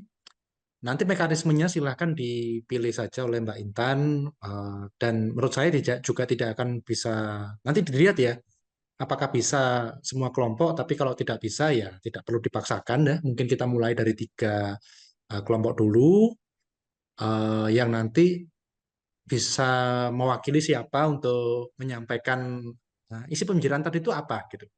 Dan dari pembicaraan itu, dari juru bicara yang sudah menyampaikan hal-hal yang menarik, juga bisa ditimpali oleh rekannya. Kira-kira begitu. Waktu untuk satu kelompok kita batasi 7 menitan aja lah, gitu ya. Silakan Mbak Intan untuk diakomodir ya, kira-kira siapa dulu yang akan menyuarakan dari hasil diskusinya. Silakan. Mau saya yang milih apa teman-teman yang inisiatif buat saya duluan deh, gitu. Gimana? Mungkin dari Bu Erna atau saya yang pilih ini? Roomnya Bu Erna atau roomnya Pak Kiki tadi, Pak? Monggo, Pak. Pak Kiki aja dulu ya, Pak. Boleh? Oke, Sudah boleh. disiapkan? Oke, terima kasih, Pak. Oke, Halo selamat Pak malam, Kiki, Mbak. salam kenal, selamat malam. Selamat malam, Pak Ari. Ya, Ya, silakan Pak. ya izinkan kami dari room berapa tadi ya? Ya, tadi dari tim kami ada, ya, room 8. Ada Mbak Tessa dan Mbak Fatin, termasuk saya juga sendiri sama Mbak Iwan itu tadi nggak sempat hadir dan kami hanya berbincang bertiga. Di sini dari Mbak Fatin itu seorang fotografer. Beliau itu ya memang biasanya melakukan panggilan-panggilan foto ya Mbak Fatim ya, wedding atau lain-lainnya Mbak Fatim ya. Atau Ya, intinya betul. pada intinya Mbak Fatim punya keinginan yang punya cita-cita yang cukup tinggi, yaitu punya toko apa-apa gitu, punya kantor sendiri berkaitan dengan fotografernya itu sendiri, agar kiranya apa yang dari diniatkan beliau juga bisa terwujud Mbak Fatim ya. Kalau dari Mbak Tessa sendiri, berhubung tadi beliau dalam perjalanan, memang yang kami tangkap status beliau adalah sebagai admin di salah satu perusahaan di daerah Batu atau Malang. Itu beliau asli Maluku dan beliau bekerja sebagai admin yang khususnya mencatat pendapatan dari perusahaan itu sendiri yang berkaitan dengan banking. Dan kalau saya sendiri, saya bekerja di PT Mentaribus, tepatnya di daerah Jakarta Barat. Saya sebagai supervisor di bagian pengiriman barang, yaitu ya khususnya buku, karena Mentari Group itu memang distributor tunggal di Indonesia khusus untuk buku-buku importnya, yang mana kita alokasikan ke seluruh selain Jabodetabek, Pulau Jawa maupun di luar Pulau Jawa tersebut. Dan dari perusahaan kami juga memang, ya mungkin dari teman-teman banyak mungkin sudah melihat ataupun mendengar status dari Mentari Book itu apa atau mencari grup itu apa sih? Ya, gambaran singkat dari kami ya yang tadi kami sampaikan ke Bapak Tim dan Mbak Teta ya, berkaitan dengan apa sih yang saya lakukan di dalam keseharian saya, kehidupan saya, yang pasti kami berusaha untuk mengatur proses-proses yang namanya pengiriman, di mana pengiriman-pengiriman di Mentari Group ini khususnya di masa tahun ajaran baru ini kita ada dalam periode 1 tahun itu ada dua tahun dipanggil high season dan low season. Di masa high season itu kita sebut adopsi, di mana masa adopsi itu adalah masa yang sangat-sangat loadnya tinggi itu dalam proses untuk pengiriman barang mendistribusikan ke tiap sekolah yang memang PO ke Mentari. Nah itu sharing yang sangat mungkin saya sampaikan ke Mbak Fatin tadi berkaitan dari fungsi dan tugas saya berkaitan dengan pengiriman di dalam kota, mungkin dari tim kami, beberapa driver ataupun delivery, memang hal wajib SOP yang harus dilakukan itu adalah proses pengecekan barang yang mereka kirim dan proses serah terima dengan customer mereka wajib lakukan. Dan yang paling mungkin dari kami tidak bisa melihat secara langsung, yaitu pengiriman kita untuk keluar kota. Di mana proses pengiriman kami keluar kota memang proses pengecekan memang tidak mewakili orang dari Mentari. Ya setidaknya secara umumnya memang sistem kepercayaan memang yang dilakukan oleh instansi dengan pihak Mentari itu sendiri. Dan jika memang ada bukti rusak, ataupun bukti kurang, atau bukti lebih, karena memang SOP-nya tidak kami jalani, karena memang kita memberikan kepercayaan oleh pihak perusahaan dan juga sekolah tersebut terkait bukti rusak dan apa nanti tinggal mengklaim ke perusahaan kami. Seperti itu Bapak Ibu yang tadi kami diskusikan di tim kami. Terima kasih Pak Hari dan teman-teman. Assalamualaikum. Thank you, Pak Gigi. Menarik. Iya, tadi ngomong soal pengiriman dan lain-lain. Sukses untuk impiannya, ya. Jadi kita lanjut dulu ya, Mbak Intan ke kelompok yang lain. Silakan, Mbak Intan. Baik, selanjutnya ada di room 1. Ini ada Mbak Bella, Mbak Fitriani, Mbak Tiwi, sama Mbak Tusmiani. Monggo Mbak mungkin perwakilan siapa yang mau mempresentasikan hasil diskusinya tadi. Halo, selamat malam Kak Intan. Selamat malam, Kak. Di sini saya mau mempresentasikan dari room 1. Tadi ada Kak Tusmiani, Kak Fitriani, dan Kak Tiwi. Satu lagi ada Kak Barliani, tapi tadi sempat keluar dari breakout room. Dari diskusi yang tadi kita bicarakan ya Kak, dari berempat ini, menurut saya yang paling menarik itu Kak Fitriani. Karena dari yang lainnya itu kerja kantoran gitu. Sedangkan Kak Fitriani ini dari NTT, dia merantau ke Jakarta dan kerja jadi babysitter selama kurang lebih 1 tahun. Jadi sekarang selama 1 tahun ini Kak Fitriani kerja jadi babysitter. Yang mana kadang juga ikut diajak keluar sama keluarga dari babynya ini. Untuk cerita dari Kak Tusmiani, katanya pernah jadi tour guide dan sekarang kerja di bagian finance di Batu. Kalau dari saya sendiri, saya kerja di Kediri di bagian customer service di perusahaan internet service provider. Mungkin Kak Tusmiani bisa menambahkan juga ceritanya.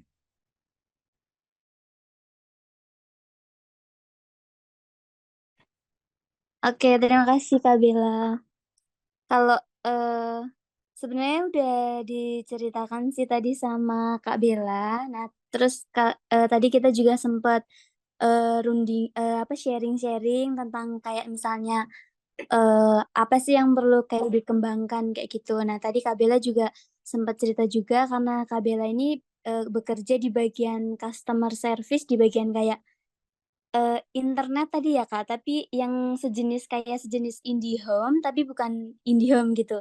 Nah, jadi kayak apa sih yang perlu dikembangkan, mungkin kayak komunikasinya karena di tempatnya Kak Bella ini kayak komunikasi tuh antara misalnya nih, antara customer service dengan, bagian yang biasa berkunjung ke tempat-tempat, apa namanya, kayak tempat misalnya ada ke Malang atau ke mana untuk membenarkan atau memasang, IndiHome apa sih, internet tersebut. Nah, itu masih banyak yang kayak kurang komunikasinya. Jadi antara, yang datang sama yang di customer service itu masih, berbeda dengan apa yang terjadi, kayak gitu-gitu sih, Pak. Nah, jadi kalau dari saya sendiri, karena saya bagian admin di Batu, nah itu kurang lebih kayak, kalau dari kita sendiri ini kan sistemnya ini kita masih menggunakan Excel dan juga spreadsheet. Nah, jadi mungkin, apa yang harus kita kembangkan itu mungkin kayak sebuah aplikasi yang lebih modern mungkin ya, Pak, yang bisa menunjang kita yang bisa membuat pekerjaannya tuh mungkin lebih efisien. Karena kita kan masih menggunakan kayak Excel, spreadsheet, nah itu mungkin yang harus dikembangkan lagi gitu sih, Pak. Terima kasih. Terima kasih pandangan yang menarik ya mengenai tadi ya ada mulai dari change-nya harusnya apa gitu. Silakan lanjut Mbak Intan. Selanjutnya mungkin ke room yang nomor 5 ada Kak Irlani, ada Pak Dani perwakilannya.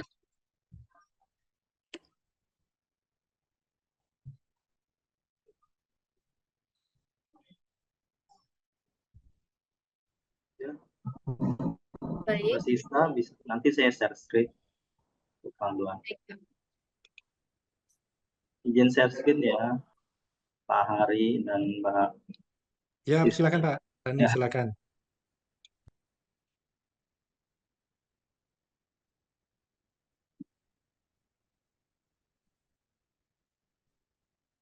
Ya, baik. Selamat malam semuanya. Kami dari kelompok 5.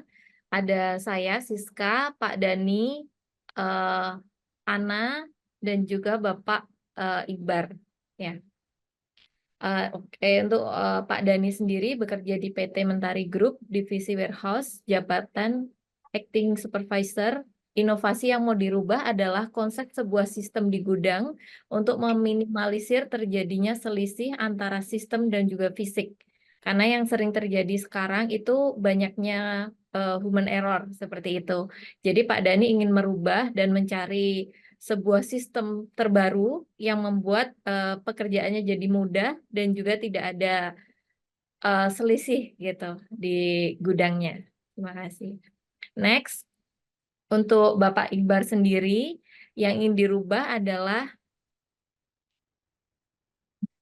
kekurangan di tempat kerja adalah aktivitas input data kerjaan maupun breakdown unit masih ditulis secara manual di kertas inputan yang perlu dirubah dari segi digitalisasi, baik itu dibuat sebuah aplikasi yang terhubung dengan sistem maintenance dan juga para karyawan yang mengakses tidak hanya di tempat kerja.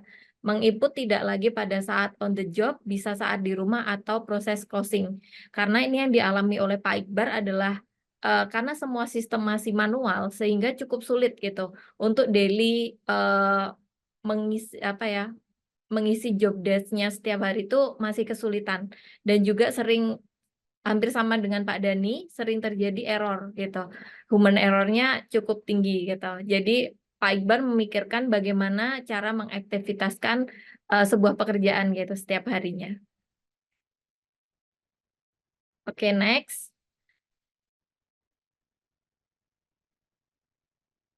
Nah, ini untuk saya sendiri. Ini yang terjadi di perusahaan saya adalah karena kita sempat mengalami COVID gitu ya, sering banyak juga karyawan yang keluar dan tergantikan yang baru, yang tentunya lebih fresh gitu secara pengetahuan, ilmunya gitu kan. Nah, dan juga terjadinya sebuah gap gitu antara senioritas dan juga yang junior gitu.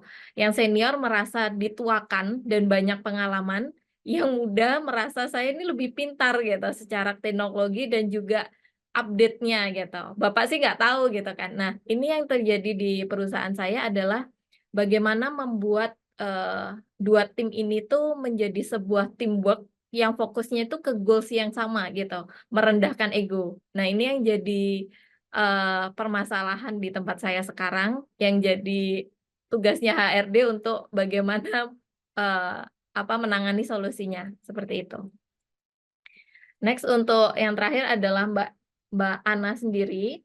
Mbak Ana sekarang lagi menekuni sebuah bidang baru gitu ya di asisten notaris. Tugas utamanya adalah memasukkan atau membantu notaris dalam menyiapkan dokumen hukum seperti akte, surat kuasa, perjanjian jual beli, dan lainnya. Saya juga akan bertanggung jawab untuk mengelola administrasi kantor notaris, menerima klien, mengatur jadwal, dan menyediakan pelayanan kepada mereka.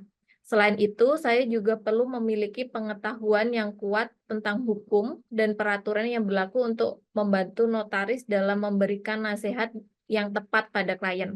Nah, yang dialami Mbak Ana sendiri sesuai pengalamannya adalah karena Mbak Ana ini baru masuk gitu ya di sebuah perusahaan di notaris ini, yang beliau alami adalah karena ini sebuah pekerjaan baru dan bidang baru, seringkali staf baru itu belum menguasai gitu, sedangkan tuntutannya sangat komplit gitu. Yang Mbak Ana Irlani ingin rubah adalah bagaimana perusahaan di tempat Mbak Erlani bekerja itu adalah menyiapkan training dulu gitu kepada staf-staf baru, sehingga pada saat menangani daily jobnya itu nggak kesulitan gitu. Itu sih Pak, terima kasih dari kami kelompok 5. Selamat malam. Selamat malam, terima kasih. Ini tadi cukup terstruktur ya ceritanya, dan mulai ada case of human error, kemudian ada masalah di perbedaan generasi tadi, ya sebenarnya itu masalah hampir di semua perusahaan ya. Ada yang merasa pintar, tapi ada juga yang merasa senior. Ya dua-duanya ada plus minus gitu. Kalau dicari-cari harmonisasinya itu susah. Saya juga merasakan susah ya. Kadang-kadang kita juga di bisnis mengalami karyawan yang beda generasi itu, bahkan yang sama generasi itu suka konflik juga ya, suka cari muka gitu. Kemudian yang punya kemampuan teknis, misalkan digital marketing, graphic design, programming, itu merasa lebih pinter, padahal juga mereka butuh wisdom sebenarnya ya. Jadi senior-senior ini menang wisdom, dan wisdom itu menarik dan penting karena mempengaruhi cara berpikir kita atau mempengaruhi mindset kita dan juga mempengaruhi attitude kita. Terima kasih. Silakan lanjut Mbak Intan. Lanjut ya Pak, ini kelompok selanjutnya di room 4 ada Kak Verlita, Mas Reza, Kak Rizky Angela, Bu Sulfiani, sama Bu Wiji. Betul ya Bu? Monggo Bu, dipersilakan. Betul, Kak. Selamat malam Pak Hari, selamat malam teman-teman. Ya, malam. Izinkan saya mewakili dari kelompok 4 hasil dari kelompok tadi ya Pak. Jadi di kelompok 4 terdiri dari Mas Reza Setiawan, Mbak Sulfiani, Mbak Rizky Angela, Mbak Verlita, dan saya sendiri Wiji Puji Lestari. Jadi di kelompok saya untuk profesinya ada sebagai admin, customer service, dan asisten direktur. Dan bergerak di bidang pertambangan batubara, perlistrikan, toko buku, dan toko oleh-oleh. Jadi dari cerita atau diskusi kita tadi ya Pak, yang paling menarik menurut kita yaitu ada di toko oleh-oleh, dan mohon maaf saya tidak bisa menyebutkan Pak nama dan tokonya. Jadi di toko pusat oleh-oleh tersebut hanya ada 3 karyawan Pak. Jadi mereka itu sangat keteteran karena pekerjaannya sangat banyak, yaitu membackup sebagai admin, terus mengurus RPJ, dan mengurus omset, serta mereka juga harus melayani penjualan online dan offline. Jadi kalau logikanya, kalau misalnya bekerja kurang orang dan job desk-nya sangat banyak, kan pekerjaan itu keteteran ya Pak. Jadi untuk solusinya benar-benar memaksimalkan pekerjaan dengan tenaga kerja yang ada. Contohnya kalau misalkan jam kerjanya dari jam 8 pagi sampai jam 4 sore, berarti harus benar-benar mengatur waktu. Dan semenjak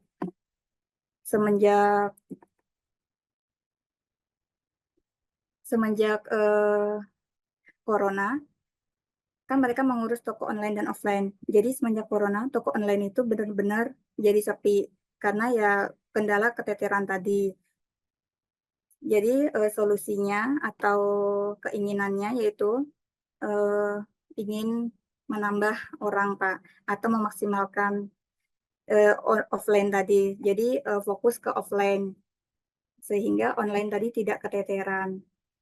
Mungkin itu, Pak, dari kelompok 4. Mohon maaf apabila ada salah-salah atau kurang. Terima kasih, Pak.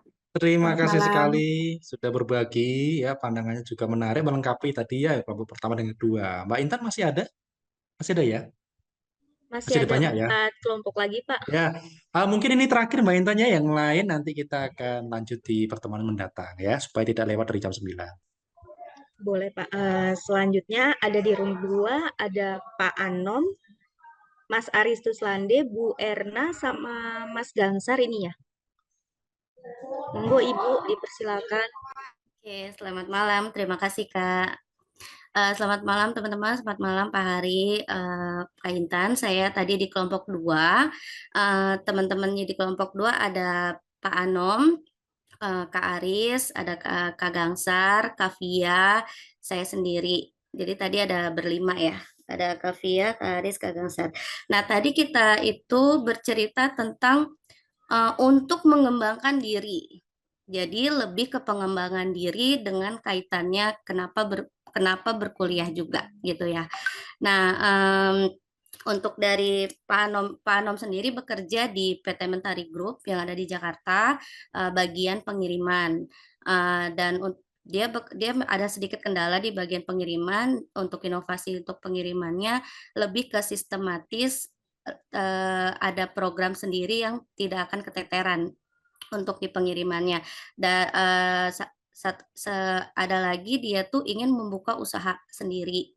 Jadi karena dia tidak akan bekerja terus, jadi dia udah punya usaha sendiri sekarang, tapi dia ingin mengembangkan itu. Jadi memang kita lebih bercerita tentang pengembangan di dalam diri. Untuk Kak Aris, dia bekerja sebagai IO untuk training dan gathering training di bank atau dimanapun. Dan tadi saya tertarik dengan IO itu sendiri ya. Ceritanya sangat menarik dari Kak Aris. Dia menghandle semuanya dari pertama dari proposal segala macam untuk perusahaan itu. Kalau sudah oke, lanjut dijalankan itu. Pengembangan dirinya dia lebih akan inovasi dari pengembangan dirinya, dia akan lebih fleksibel lagi untuk mengurusi IO-nya.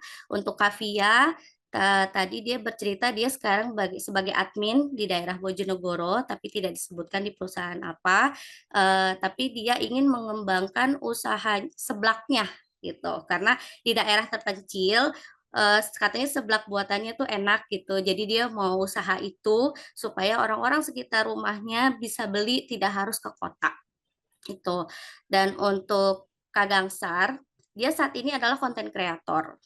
Dengan temannya, konten kreator untuk pengembangan dirinya itu dia ingin menjadi makeup artist untuk Kak Gangsar. Dan untuk saya sendiri, saya bekerja di Mentari Group sebagai purchasing, dan Mentari Group sendiri adalah di bidang distributor buku import yang kita beli dari luar negeri, dan itu asli ya. Dan saya sendiri menghandle untuk orderan seluruh customer yang ada di Indonesia. Dan Mentari Group sendiri punya toko itu 9 toko ya di Indonesia.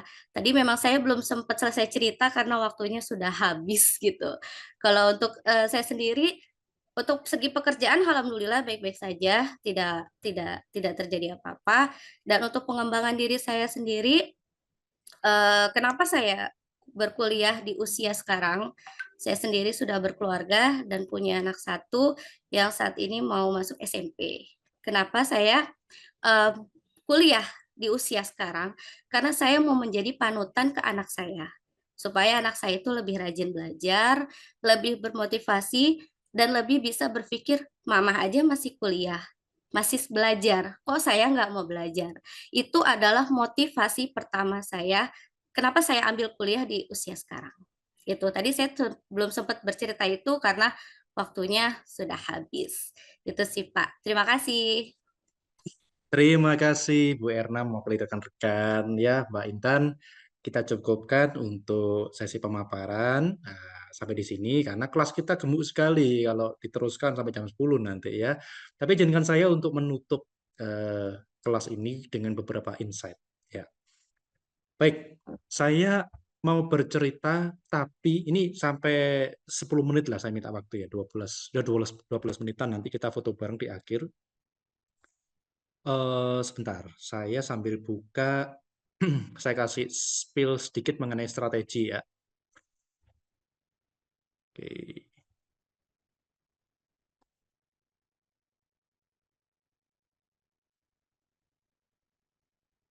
Oke, saya share screen. Nah, ini baru ketemu. Maaf, sempat ketutup ternyata. Oke, terima kasih cerita rekan-rekan menarik. Tadi saya janji di awal pertemuan bahwa saya akan sampaikan sedikit mengenai strategi yang akan kita bahas di pertemuan ketiga. Saya ambil satu artikel dari Oxford, tapi sebenarnya ini satu strategi yang sering saya gunakan di industri, di menganalisis perusahaan, sampai personal development. Tadi saya suka endingnya adalah personal development, itu saya mau ngomong juga ya. Rekan-rekan sekalian, ada 7 lingkaran di sini. Terlihat sangat teoritis, tapi ini memandu saya untuk bergerak dalam pekerjaan dan juga dalam pengembangan diri. Ya, terutama dalam kantor, ngatur kantor, ya, mulai kantornya sendiri maupun kantornya klien. Ini akan kita bahas di pertemuan ketiga secara lebih detail. Tapi pada intinya begini, kalau saya ditugasi meneliti, meriset, menganalisa oleh dewan direksi di satu perusahaan, sebenarnya itu saya hanya melihat 7 poin ini. Terlihat hanya, tapi kalau di breakdown ya dalam report itu bisa 320 halaman biasanya saya bikin. Ya. Jadi cukup komprehensif, cukup panjang. Nah, kemudian apa yang penting di sini? Kenapa saya nampilkan ini di akhir sesi kita? Kalau rekan-rekan perhatikan, ada lingkaran di tengah namanya shared value. Ya. Kalau rekan-rekan yang pernah ikut kelas saya, mungkin pernah saya tampilkan diagram ini, karena ini begitu penting ya. Share value itu nilai yang didistribusikan dalam satu organisasi. Jadi begini, kalau kita punya kantor, kemudian kita tanamkan bahwa kantor ini harusnya menjadi kantor yang kreatif, maka semangat kreativitas itu harusnya juga dirasakan mulai direksi sampai dengan office boy. Mohon maaf, bukan mendeskripsikan office boy, tapi seringkali diremehkan. Padahal menurut saya sangat penting perannya. Ya, kadang mereka, rekan-rekan kita, ya teman-teman kita juga memiliki ide-ide kreatif yang lebih bagus bahkan di level dibanding level yang di atasnya. Jadi, seringkali kalau saya datang ke perusahaan, mungkin kain yang bisa saya sebut adalah Pegadaian. Ya, kita tahu semua Pegadaian, perusahaannya gede. Ya. Tapi selalu saya ngomong ke rekan-rekan yang duduk di dewan direksi, Pak, jangan lupa knowledge management-nya, manajemen pengetahuan. Ya, ini penting. Bukan hanya terus belajar, tapi distribusikan pengetahuannya ke rekan-rekan di seluruh organisasi. Bukan hanya lewat training, seminar, gimana caranya diajak diskusi, diajak ngobrol, sehingga kalau memang value-nya kreatif, semuanya harus kreatif. Dan lainnya ada lingkaran di situ kan, ada skills, strategi. Nah, strategi navigasi. Yang disebut strategi selalu arahnya, ini tugasnya seorang direksi. Jangan dipikir, oh enak ya jadi direktur, jadi manajer enak, gitu. Karena tugasnya nggak seberat kita, cuma meeting-meeting doang, kalau ketemu-ketemu orang-orang penting, kadang ketemu menteri, hahihi, gajinya paling gede ratusan juta. Kata siapa gampang. Bikin strategi itu susahnya minta ampun, Bapak Ibu. Karena ini menentukan arah kapal kita kemana. Sekali salah, semuanya salah. Tanggung jawabnya besar sekali. Ya, kepikir overthinkingnya itu gede sekali. Kalau direkturnya benar, ya, karena banyak juga yang direktur nggak benar.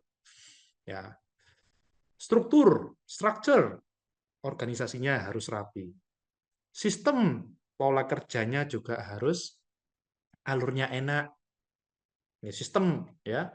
Paling gampang ada satu top brand di Indonesia, saya nggak sebut nama, top brand semua pasti tahu yang di kelas ini. Seringkali saya temui orang-orang yang gajinya 2 digit ya, 10 juta ke atas. Ya. Kadang mereka nggak tahu setiap hari ke kantor harus ngapain. Jadi cuma duduk, YouTube-an, ngobrol, pulang. Berarti sistemnya nggak benar. Harusnya nggak begitu kan. Gitu. Oh, jangan dipikir yang santai-santai itu seneng. Nggak, mereka juga bingung kalau setiap hari gabut kayak gini. Cuman meeting, tapi nggak ada juntrungannya. Sistemnya harus diperbaiki. Kemudian staff, ya, rekrutan talent, training, ya, ditambah dengan lingkaran berikutnya style. Style ini menyangkut masalah leadership, kepemimpinan. Kepemimpinan yang baik harusnya kepemimpinan yang mendorong inovasi, bukan menghambat inovasi. Terima kasih tadi kelompok pertama sudah mengingatkan kita semua.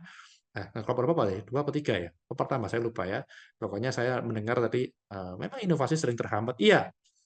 Maka pemimpin itu coba kita kalau pemimpin nih di kantor masing-masing nih, mungkin ada supervisor, mungkin ada team leader, mungkin ada manager, atau Anda punya perusahaan sendiri. Sadar nggak kadang-kadang kita tuh seringkali menghambat inovasi anak buah kita? Coba cek. Ya, kadang-kadang kita cuci tangan, nggak mau ada problem, ya udah atasi. Nggak bisa. Leadership itu harus hadir, gitu. Harus nampang. Gitu. Ada orang maki-maki, kita bantu. Gitu. Jangan cuma jadi pemimpin yang tanya target terus, gimana kok nggak achieve targetnya, gimana kok bulan ini lebih jelek dari bulan kemarin. Pertanyaan diganti. Maka kualitas kepemimpinan itu kadang-kadang bukan kualitas jawabannya, tapi kualitas pertanyaannya.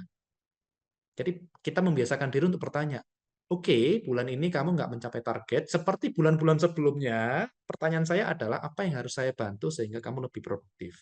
Kan begitu. Apa kamu butuh staf tambahan? Apa kamu butuh bantuan anak magang? Apa kamu butuh software yang baru, softwaremu yang kemarin ribet amat, ya? Atau justru malah kamu butuh model bekerja yang lebih fleksibel. Kalau itu bisa meningkatkan produktivitasmu, ya kenapa enggak? Kalau saya kok begitu ya. Nah, kemudian berikutnya adalah skill peningkatan kemampuan. Nah, sekarang saya ngomong ini, masalah personal development terakhir.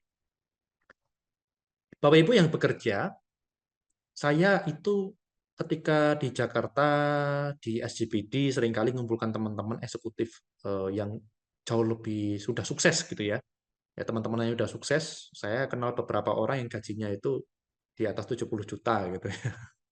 Padahal dulu sekolahnya yang sama, saya juga bingung ya, kenapa dia bisa digaji sampai ada yang 100, ada yang 70. Tapi yang saya amati begini, Bapak Ibu.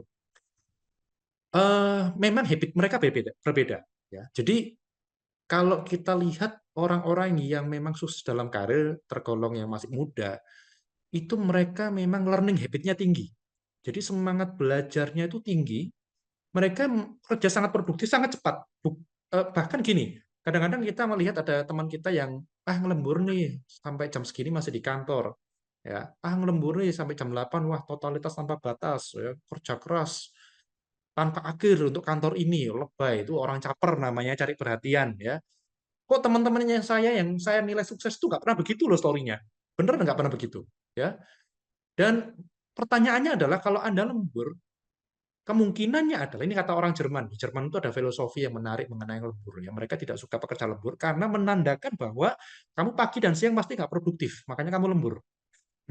Ini orang Jerman, saya lupa kata-kata dalam bahasa Jerman, saya punya bukunya itu, translate dalam bahasa Inggris, ada kata-kata kalau diterjemahkan begitu. Jadi kalau ada orang lembur di Jerman ditanyain, gitu, kenapa kamu lembur? Pagi ngapain? Siang ngapain? Kamu HP-an terus ya? Gitu ya.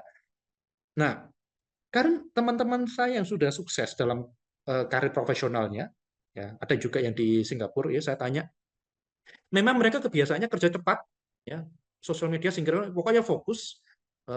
Kemudian mereka itu selalu bisa meluangkan waktu untuk beberapa jam setiap hari harus belajar sesuatu yang baru atau mempertajam skill yang sudah lama. Gitu. Jadi learning ability dan willingness to learn-nya itu tinggi. Itu yang membedakan, itu yang penting ya. Jadi pertama produktif dalam bekerja, inovasinya. Kalau mereka merasa kok udah kerja keras tapi nggak banyak hasil, mereka berpikir prosesnya yang salah. Itu inovasinya di situ pertama, ya pengembangan diri. Kedua, kok sudah belajar banyak buku atau kok beli buku terus tapi nggak pernah dibaca, eh, terus saya nggak nambah knowledge kok. Saya males ya. Saya orang banking, saya pengen belajar soal banking lebih dalam lagi, bahkan programming. Udah beli bukunya tapi malas. Berarti ada motivasinya, drivernya yang salah. Mereka berinovasi dalam itu. Akhirnya mereka belajar pakai podcast di Spotify dan segala macam. Itu dirubah. Nah, kemudian yang ketiga, pasti nggak bisa nggak namanya behavior dan attitude, ya sikap. Ya. Nah, sikap ini, kalau kata teman saya kemarin di Jakarta malah lebih kejam. Kamu masih gajinya kecil, jangan baperan kalau dikritik orang gitu. Kalau dimaki-maki orang, diarahin yang benar, jangan baperan. Ya, ini problem generasi-generasi sekarang yang Gen Z ya, seringkali ya nggak semua Gen Z ya, kayak generalisasi juga. Kadang Gen Y, generasi saya milenial juga begitu ya. Tapi memang kadang-kadang kita terlalu baperan ketika kita dikoreksi. Nah, maka ini tidak boleh. Dalam prinsip inovasi, perubahan itu penting, tapi perubahan dengan tujuan. Jadi change with purpose, creative with purpose. Jangan asal kreatif, tapi kreatifnya harus ada tujuannya mau kemana, harus ada pertumbuhannya. Gitu. Sekian dari saya, terima kasih sudah bersama saya pada malam hari ini, mentok sampai jam 9, ya, ini kelas full banget, padat banget dari ini. Terima kasih untuk sharingnya. Semoga berkenan, saya berusaha untuk menampilkan yang terbaik.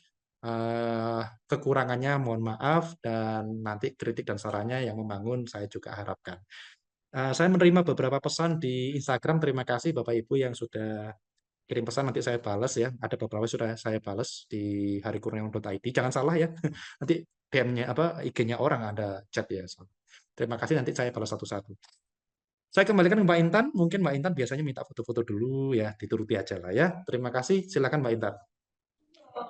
Terima kasih Pak Hari buat materi malam hari ini. Mungkin teman-teman kita dokumentasi dulu ya.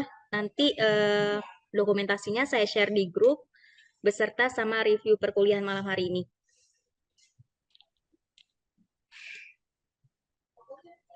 Boleh open cam sebentar?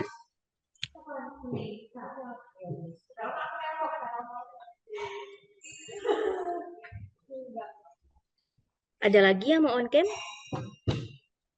Monggo Kak. Sudah? Saya hitung ya. 1, 2, 3. 1 kali lagi. 1, 2, 3. Baik, terima kasih Bapak Ibu, terima kasih Pak Hari. Terima kasih semua Bapak Ibu, Mbak Intan, terima kasih semua, selamat malam. Selamat malam, sampai bertemu di pertemuan berikutnya. Terima kasih Pak Hari, terima kasih Pak Hari. Terima kasih teman-teman. Terima kasih. Semuanya. Pak Ari.